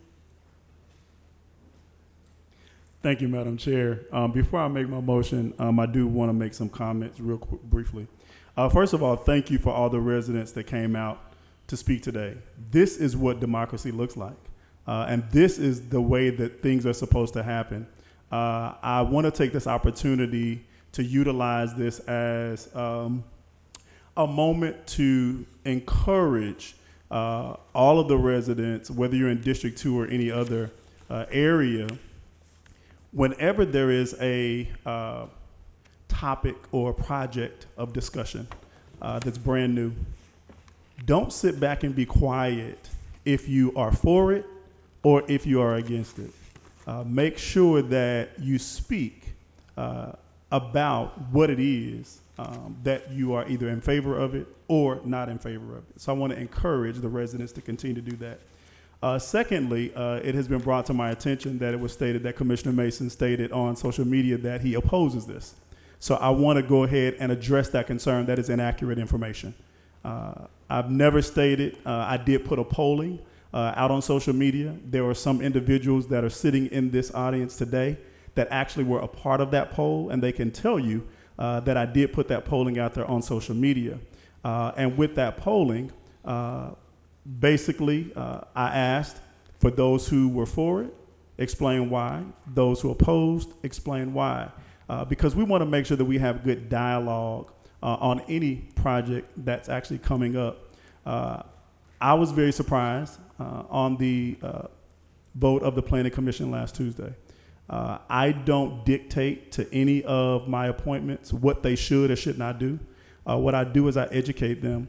I work with them as a team and allow them to have the autonomy to be able to be empowered to make the decisions that they deem necessary based off of the data that they receive. On the day that I took the poll, I did share with the appointment all of the concerns that I had saw on social media. I shared with him even the response that I received from the CEO president of Snapping Shows, Mr. Sean Mock. And I stated that the results of the poll, which the results of that poll was majority of the residents in District 2 that did submit their information on the poll were in favor. And so I stated that to that representative. So I was basically surprised in the result as well. If I can, just real briefly, I wanted to read a message briefly from the CEO of Snapping Shows, and then I'll make my motion. Because I wanted to make sure that we do everything we can, and I did everything I can to do my due diligence. So he wrote, "Thanks for reaching out, Commissioner Mason. We look forward to getting everyone's questions answered as we work on this exciting community project. We understand that introducing any new infrastructure near residential areas brings valid concerns, and we want to provide clear, fact-based responses. I have tried to address all of the questions in summary form. Many of the questions were covered in depth at the open house and also addressed on our project website, which is www.ssemc.com/jolly-solar. Solar facilities are designed to be quiet neighbors. Operational noise from inverters and transformers is minimal and cannot even be detected outside of the facility fencing. Construction activity is temporary and managed under strict local traffic and noise control standards. Numerous independent studies, including those from the U.S. Department of Energy and major universities, show that solar farms do not negatively impact nearby property values, especially when setbacks and visual buffers are in place like we have planned for with the Jolly project. In fact, many communities report no visible presence once the project is screened with vegetation. Environmental stewardship is a key component. Existing trees and natural buffers are preserved where possible, and native pollinator-friendly ground cover is planted to support local ecosystems. The panels themselves contain no toxic fluids, and if damaged, they pose no risk to soil or groundwater. A full vegetation and erosion control plan will be implemented and maintained. The site will include a decommissioning plan to ensure the land is fully restored at the end of the facility's life. This includes the removal of all equipment and the return of the land to its original state. We respect the character and natural beauty of our communities and will continue to engage with local residents to ensure the project is thoughtfully designed and aligned with local land use standards. Our goal is to preserve the quality of life and environment that our members and neighbors value. That came from the CEO president, Mr. Sean Mock at Snapping Shows. He wanted to make sure that he addressed all those concerns. I took that statement and I even posted it on social media so that those that participated in the poll could even see that I was doing my best to make sure that we address those concerns. So, Madam Chair, with that being said, and initially I was going to say, I thought it was going to be best to basically table this and maybe have another town hall. But based off of the data that I've received, I've heard, the calls that I've received, the text messages, the emails, I believe, as of today, that I move that we approve CUP 25-000003. Thank you. Are you including in that motion the staff recommendations? Yes, with staff recommendations. Okay. Thank you. Any discussion? Commissioner Henderson? Thank you. I won't be long. Snapping Shows have been a very good neighbor to Newton County for years. In fact, when I first came on, we're back in shooting the late 90s, 96, 97. 97, they had worked hard. I think Danny Stone was a commissioner then and worked hard with the community to try to do what they could in order to help the community.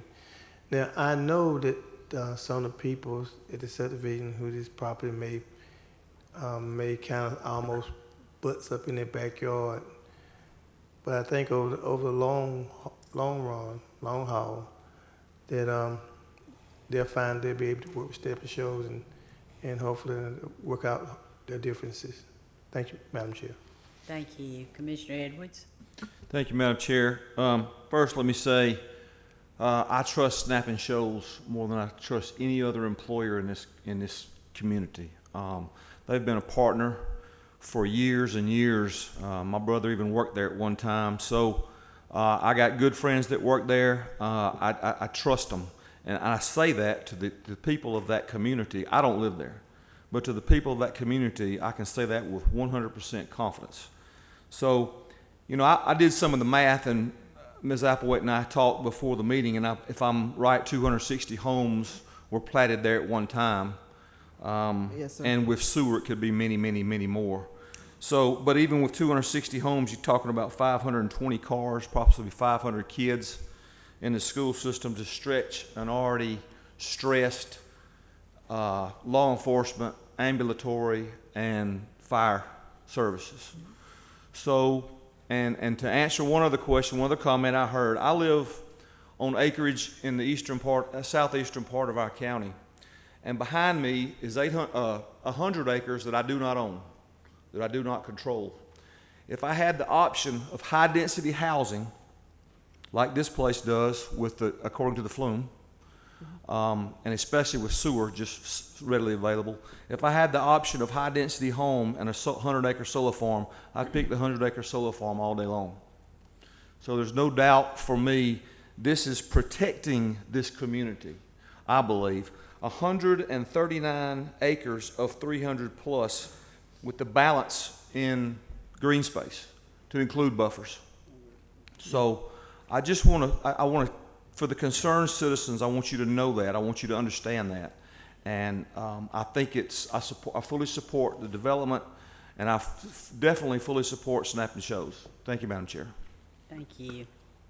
So we have a motion and a second. All in favor? Okay, thank you. That passes then. Thank you, Madam Chair. Our next case this evening is a conditional use permit for a new cell tower. These traditionally have a different acronym in front of them. It's NLT 25-000001. We have it as also known as the CUP 25 because it was initially written that way, but the number that it will formally take on would be the NLT, which stands for the new cell tower. It is the proposed use is a wireless telecommunications tower located at 14327 Highway 36, tax ID 0089011. It'll be on 132.72 acres. And the 0.23 acre is leased for the wireless tower. So the entire lot is 132 acres, but they're just using 0.23 of those acres. Future land use is rural residential. The zoning is agricultural as well as highway commercial. It's in the Alcovy River watershed. Commission District 1. Owner is Kent Miller and petitioner is Mike Dubemar. And the applicant's intent is to develop a new wireless telecommunications tower for T-Mobile. And again, the subject site is on the eastern side of Highway 36. There's an accessory building, farm building, currently on the property. It is surrounded by agricultural and residential uses on the northern, eastern, and western boundaries. And to the south of the property is Alcovy High School.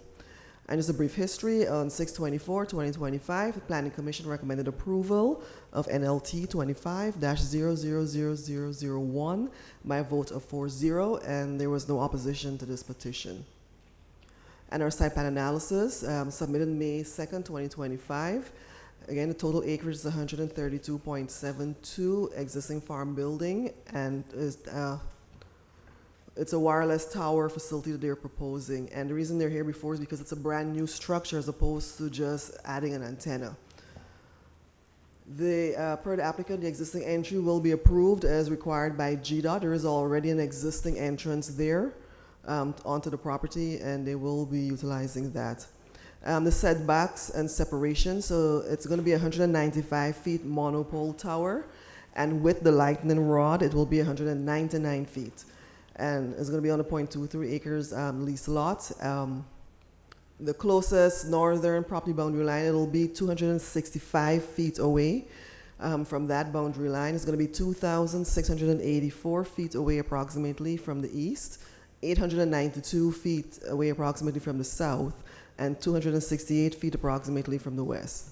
It is governed by section 510630D2, which requires towers to be set back a distance equal to the height of the tower. So the tower with the lightning rod is going to be 199 feet, and all the setbacks are way in excess of 199 feet. Some are even up to 2,000 feet away. And of course, for the A zoning district, you have the irregular setbacks in the front is 60 feet, 25 feet to the side, 40 feet to the rear, and of course, the tower exceeds these setbacks. Landscaping will be per section 510, 630, D3 and 4, which both fencing and landscaping are required around the compound. And the plan shows that the tower facility will be enclosed by a wood security fence not less than 6 feet in height. It also shows a proposed landscape buffer will consist of evergreen trees and or shrubs that surround the fenced compound. And fencing and landscaping around the tower are appropriate at this time. The appropriate or the applicable sections is the 510, 630D3 and 4, which are included in your packets, so I won't read through those. In conclusion, staff recommends that should this use comply with the standards under section 510, 630, it should be approved at this location. So recommended conditions. Should this petition be approved by the Board of Commissioners, it should be approved for a conditional use permit for a wireless telecommunications tower subject to the owner's agreement to the following conditions. Where these conditions conflict with the stipulations and offerings contained in the letter of intent, these conditions shall supersede unless specifically stipulated by the Board of Commissioners. 1. To the owner's agreement to restrict the use of the leased area of the subject property as follows. A telecommunications tower and support structure or fencing at the tower base. B, comply with the standards of section 510-630 of the zoning ordinance as applicable. 2, to the owner's agreement to abide by the following. A, to the site plan and the legal description received by Development Services on May 2nd, 2025. Said site plan is conceptual only and must meet or exceed the requirements of the zoning ordinance and these conditions prior to the approval of a land disturbance permit. Unless otherwise noted herein, compliance with all conditions shall be in place prior to the issuance of the first certificate of occupancy. 3, to the owner's agreement to abide by the following development standards. A landscaping plan meeting the requirements of the zoning ordinance to be approved by Development Services. B, telecommunications tower shall be a monopole design. C, the maximum height of the tower shall be 195 feet, 199 with the lightning rod. D, provide for at least 3 antennas. E, the monopole shall accommodate equipment for potential use by Newton County for E911 and other emergency services below the 3rd antenna. So this is our aerial map, parcel 139 acres. Where the star is, that is where the cell tower is going to be going. And of course there's commercial zoning. It's a dual zone property. There's a little square there that is commercial in front. The tower's going just behind it there. Future land use map is rural residential, Alcovy River watershed, District Commissioner 1. This is a boundary survey showing the location of the tower and of course the access driveway in. They're utilizing an existing drive. And this is just zoomed in, showing the access drive and the location of the tower. This is our concept plan. We have the tower located here. This is just a zoom close-up of the concept plan. We see the fenced area and the landscaping around the tower and all the equipment in there. This is just a close-up showing the landscaped area of the evergreens that will shield the base of the tower and the equipment. This is the profile view, and you have the evergreens at the bottom here. So everything on the ground will be held behind the shield and the fence and the plantings. We have an aerial map with the photosim locations. And these are provided by the applicant. This is just a street view from the northwest. So the arrow there shows where the tower is, and that's literally what it's going to look like from this angle. This is from the southwest, and the below is the arrow showing they're superimposed the tower in there, where the red arrow is at the bottom. This is from the southeast. You have the red arrow in the lower photo, pointing to where the tower is going to be. And we have a search ring area showing the closest existing towers. This is a 52-mile radius, so we don't have any within there. Well, there's one here. Actually has a tower location. Is there any questions for staff? If not, this is a public hearing, Madam Chair. Okay, we'll now open the public meeting. All those in favor of the request are invited to come address the board. There'll be a total of 10 minutes for those speaking in favor.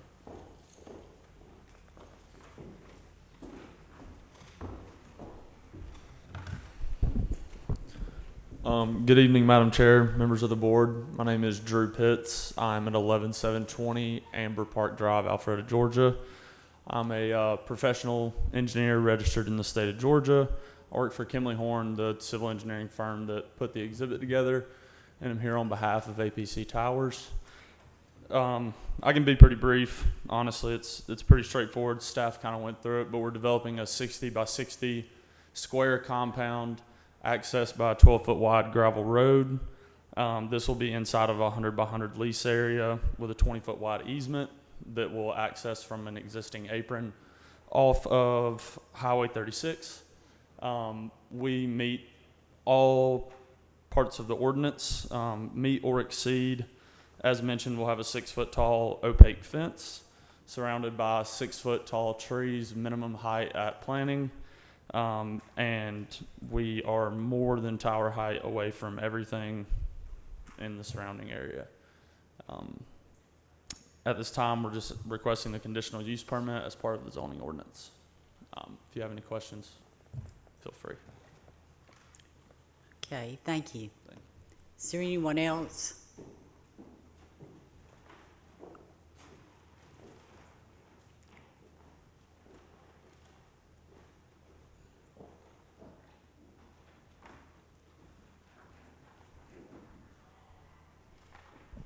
Good evening, board members. Brian Coates, 35 Traverse Lake Drive, Covington, Georgia.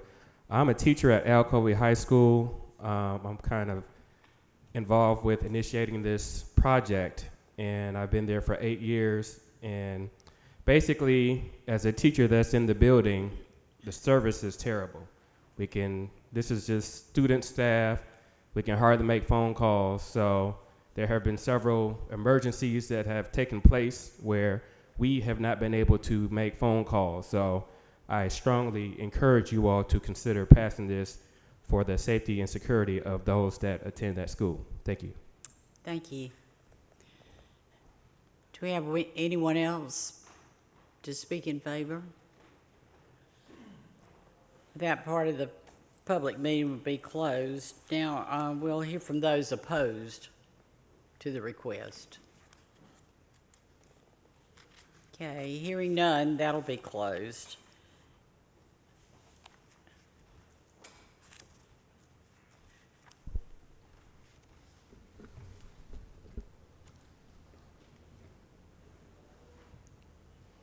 Thank you, Madam Chair. At this time, I'd like to make a motion to approve conditional use permit 2500006 with staff recommendations.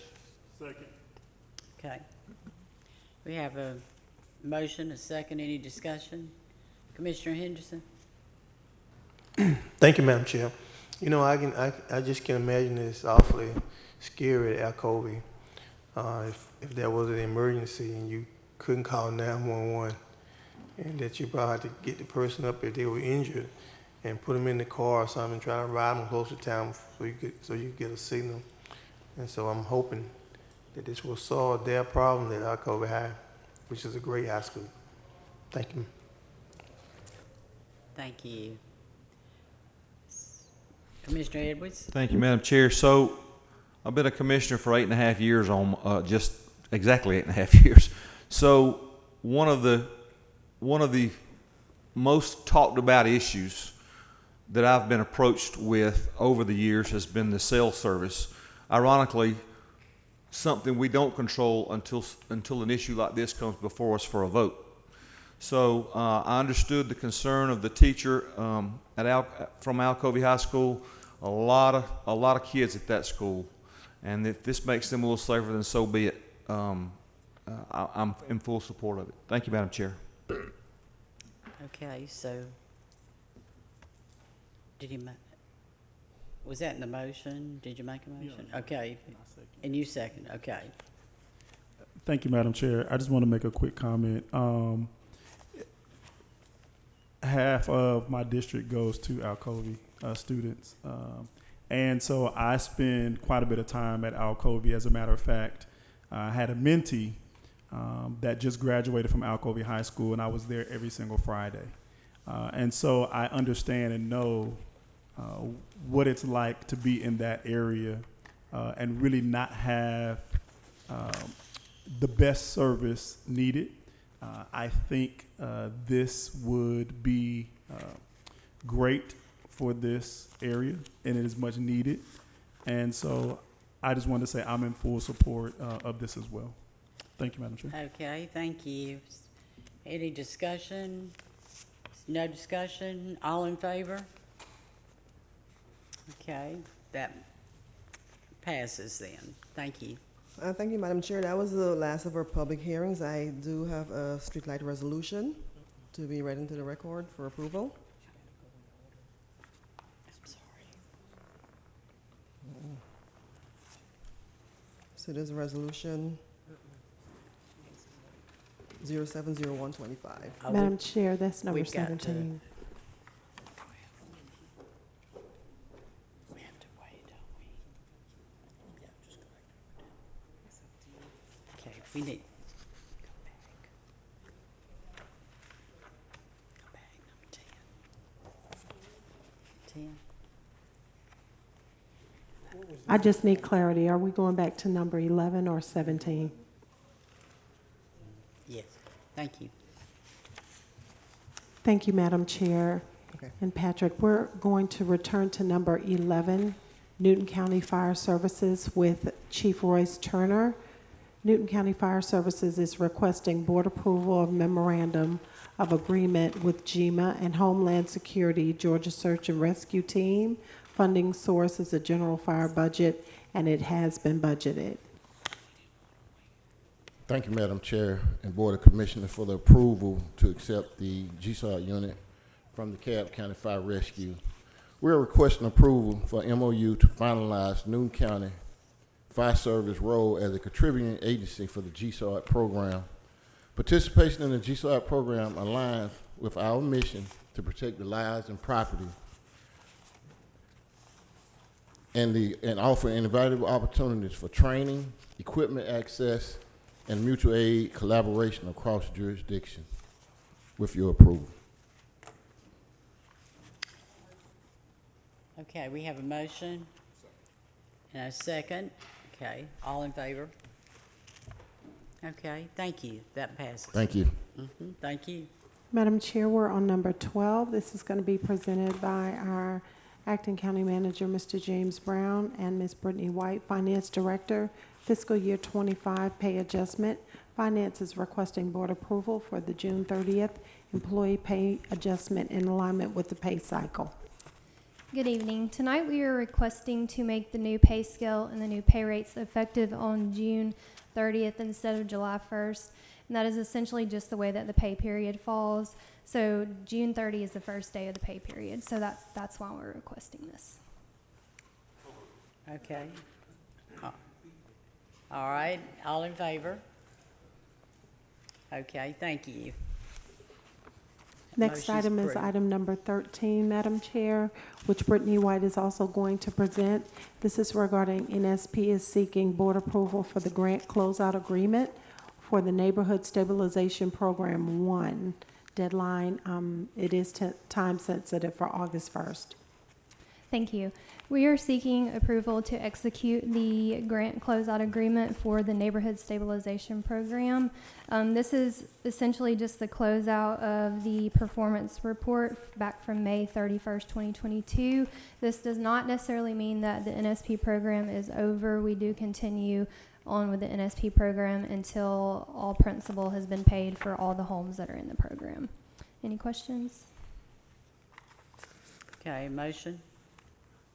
Oh, you got a question? Okay, Commissioner Henderson. Thank you. So all the, I guess the premium or the money is being paid out of general fund now, or do they still have any money in that fund, stabilization fund? This is essentially just a pass-through. So we collect the money from Fuller Center, who collects the principal payments from the homeowners, and then we just turn it over to DCA. So we do not keep that money. Okay, thank you. Okay.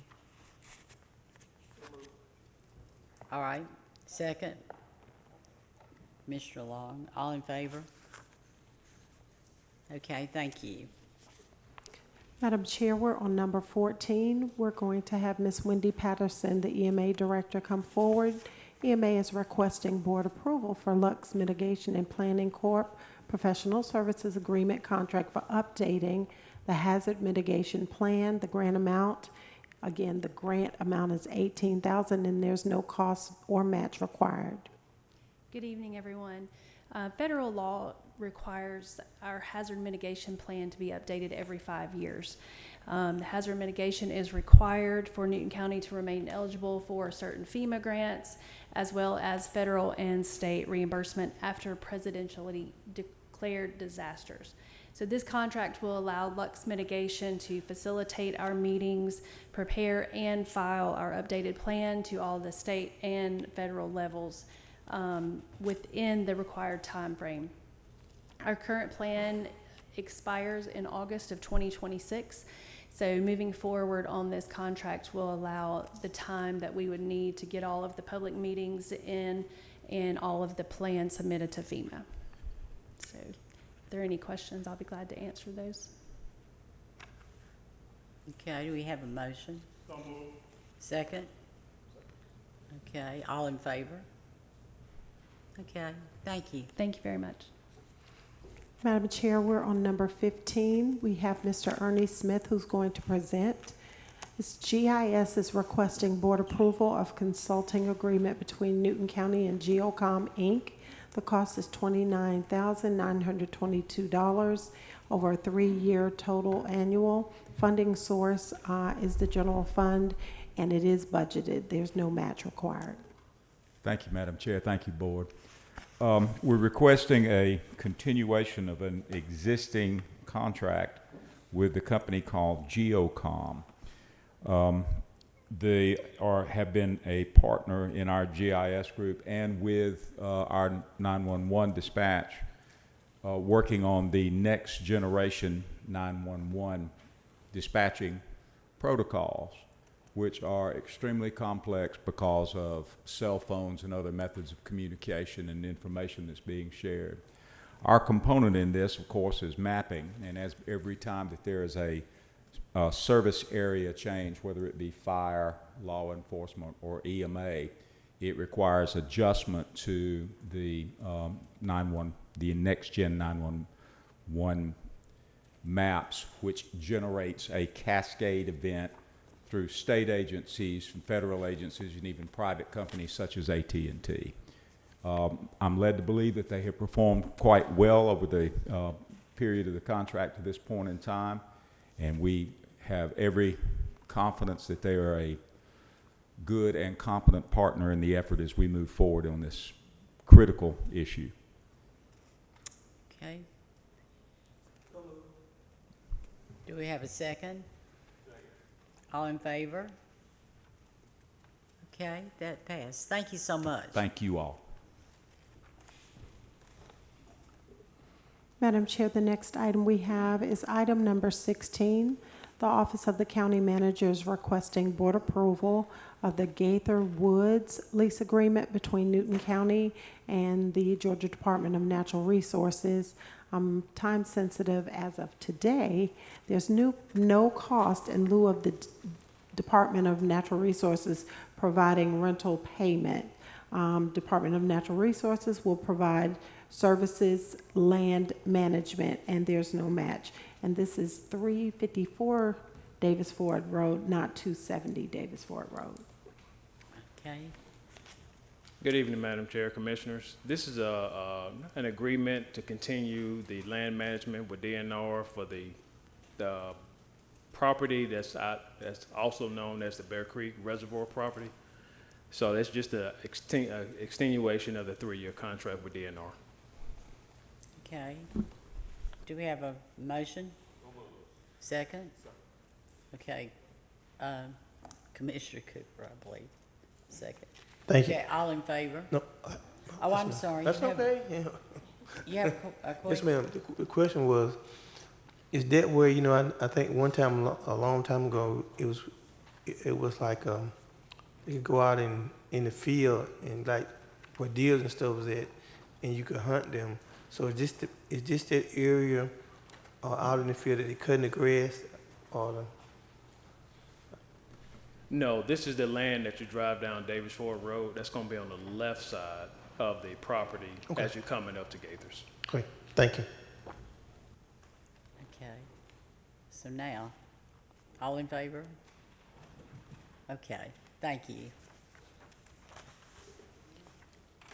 Madam Chair, we're on item number 17 for the streetlight petitions. The first resolution is R as in Robert 070125, and it's a resolution of Newton County Board of Commissioners to create a street lighting district for Bailey Station subdivision that's located in Highway 81 and Highway 162, 128 lots. Yes, ma'am, that is the whole resolution.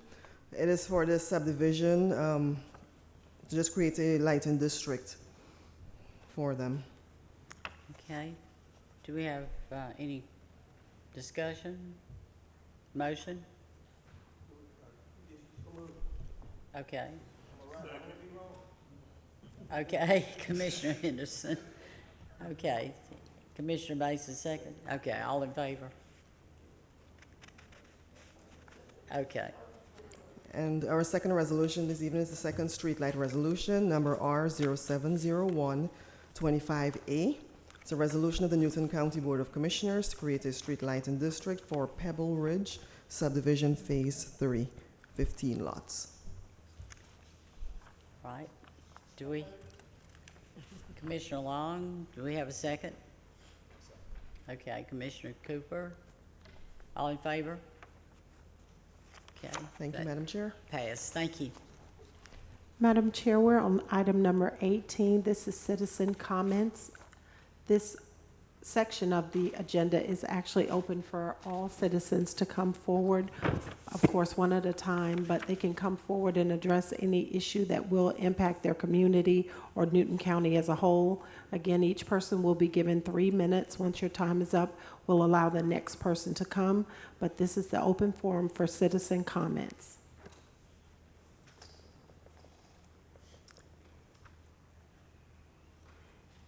Okay. So if we don't have any citizen comments, then we will just close that part of the... Yes, ma'am. Madam Chair, we can move on to item number 19, which will be the board comments, and we'll start with Commissioner Edwards. Okay, thank you. Thank you, Madam Chair. So I'll be brief. Tonight, we made a decision on a controversial issue, and I want to make sure the citizens of Newton County understand there are remaining places like that in District 2, 1, 5, 3, and 4 that sometimes we will have to, because vacant land is not going to sit vacant forever. A judge at some point will tell us what we're going to put there or what we have to allow to go there. So we have to make decisions that we feel, I'm going to call it protect our districts as best we can, especially if we believe we've overbuilt or too many high density developments. So that's not the last big decision we'll have to make in any district. So I just want to commend the board, especially not because it was a unanimous vote, but because we had dialogue and discussion. And if I disagree with Commissioner Mason, it was, we'll vote on something next month. We'll move on to the next meeting. So I want people to know, especially the public, to know that that's not the last tough decision we'll have to make. There are more on the horizon. I don't know of any specific right this second, but we're going to have to select what goes in a lot of these places. We're going to have to pick, or somebody will pick for us. Thank you, Madam Chair. Thank you. Commissioner Mason. Thank you, Madam Chair. I concur with my colleague. There are definitely going to be major decisions that we're going to have to continue to make. And so I'm appreciative of this current board. I think that we have been able to have these discussions and conversations with civility. We've been able to have these conversations and discussions to kind of talk it out, think through it, hear each other's perspective, and really be able to make the best decision for our community. And so I'm grateful and thankful for the current colleagues that sit on this board, that we can really move forward in a very, very productive and civil manner. And I think that is what the citizens of this community want. Lastly, we are finishing up our last movie in the park in District 2. It will take place on July the 25th at Denny Dobbs Park. And so we will have it there. We had a great movie in the park for Juneteenth. We had a great showing, great time. And so we're looking forward to our back to school for July the 25th. We're going to do our best to be out there to give away backpacks, school supplies. We want to be a blessing to our students as they prepare and get ready to go back to school in August. And so I want to take this opportunity to invite everybody out. July 25th, it's a Friday night. We'll start around 6:00 p.m. and then at once the starts getting dark, then we'll show the movie. We haven't solidified the movie just yet, but we are sure it's going to be great. So we're looking forward to having everybody there and to continue not focusing on the negativity of Denny Dobbs Park, but let's focus on the positivity, the positive things that take place at Denny Dobbs Park. Thank you. Commissioner Cooper. Thank you, Madam Chair. I would like to, I'm getting a lot of phone calls on some of the Salem Road, about the trees pile up and in that area. So I wish there was something that we can maybe put out and let them know that this is a DOT project or state project, that we, that the county, that we don't have any kind of influence or anything on this nature. So I'd like to see something put out explaining this situation. Thank you very much. Thank you. Commissioner Henderson. Thank you, Madam Chair. Well, first of all, just would like to ask our county manager to think about on Lower River Road. I think to pick up the paper, I've been getting a lot of complaints about that. And one of my constituents, he called me this evening, and he said, well, I think they're just throwing it out there on the road. And I said, well, it's always a possibility that people throw trash on the road. So if we get the gentlemen whom I think we are paying to pick up the trash, to pick that trash up.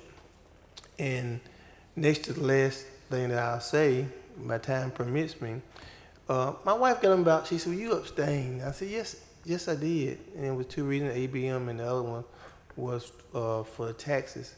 And I couldn't find myself to vote on $94 more on people's taxes. I couldn't bring myself to do that because I know the people are having hard times. And I can remember sitting back here and I said, we can't spend no more than what we take in. And I think we need more commercial. And lastly, ABM, I found out that the agreement was $350,000 that I stated to Patrick earlier. And somehow or another, doing some kind of resolution, which I got that too, it ended up being $500,000 a year. And I think we just being got all the way around on just about everything the county is. And so we just kind of just sit down and take a deep breath and bring stuff to kind of save money for our county. Thank you, Madam Chair. Thank you. Commissioner Long. I just wanted to thank our county road department, and I wanted to thank our code enforcement department. I have been busily on the site, Notify Newton, putting lots of requests out. I'm kind of proactive, right around, look for, if I see a problem, I'll turn it in. I don't wait for a citizen to turn it in. And they've done an outstanding job of getting things done. And if they had questions, they gave me a call. I encourage citizens to use this particular platform. You know, I had somebody reach out, they were really mad at me because their road is not on the paving list and it hasn't been paved since Davis Morgan was here. So, but I went by yesterday and drove down their road and was on their road, and I think it does need some attention, and I'll be sure to make sure that I put that into the road department and the Notify Newton office. It's a hard decision, and I know that our road department goes around and they look at every road in the county, and everybody wants their road done. But we can't do every road. We have to go down, and these guys are trained and they understand how to prioritize the paving. I wish we could just go pave everything in the county, but we can't. And so sometimes we have to do maintenance or repair on these roads or on the trenches of the roads. And I think these guys have done a great job, and it's never a moment, and since I've been on this board, that I've asked that something hasn't been addressed or looked at, and I thank you, County Manager. I think you have a lot to do with that. But I just want to say thank you to those people. Sometimes they never hear good things. They get complained at, and they are awesome. So just wanted to bring that up tonight. Thank you all for coming tonight, and have a happy, safe 4th. God bless you, Newton County, and God bless America. Do I have a vote to adjourn? Motion? Okay, thank you.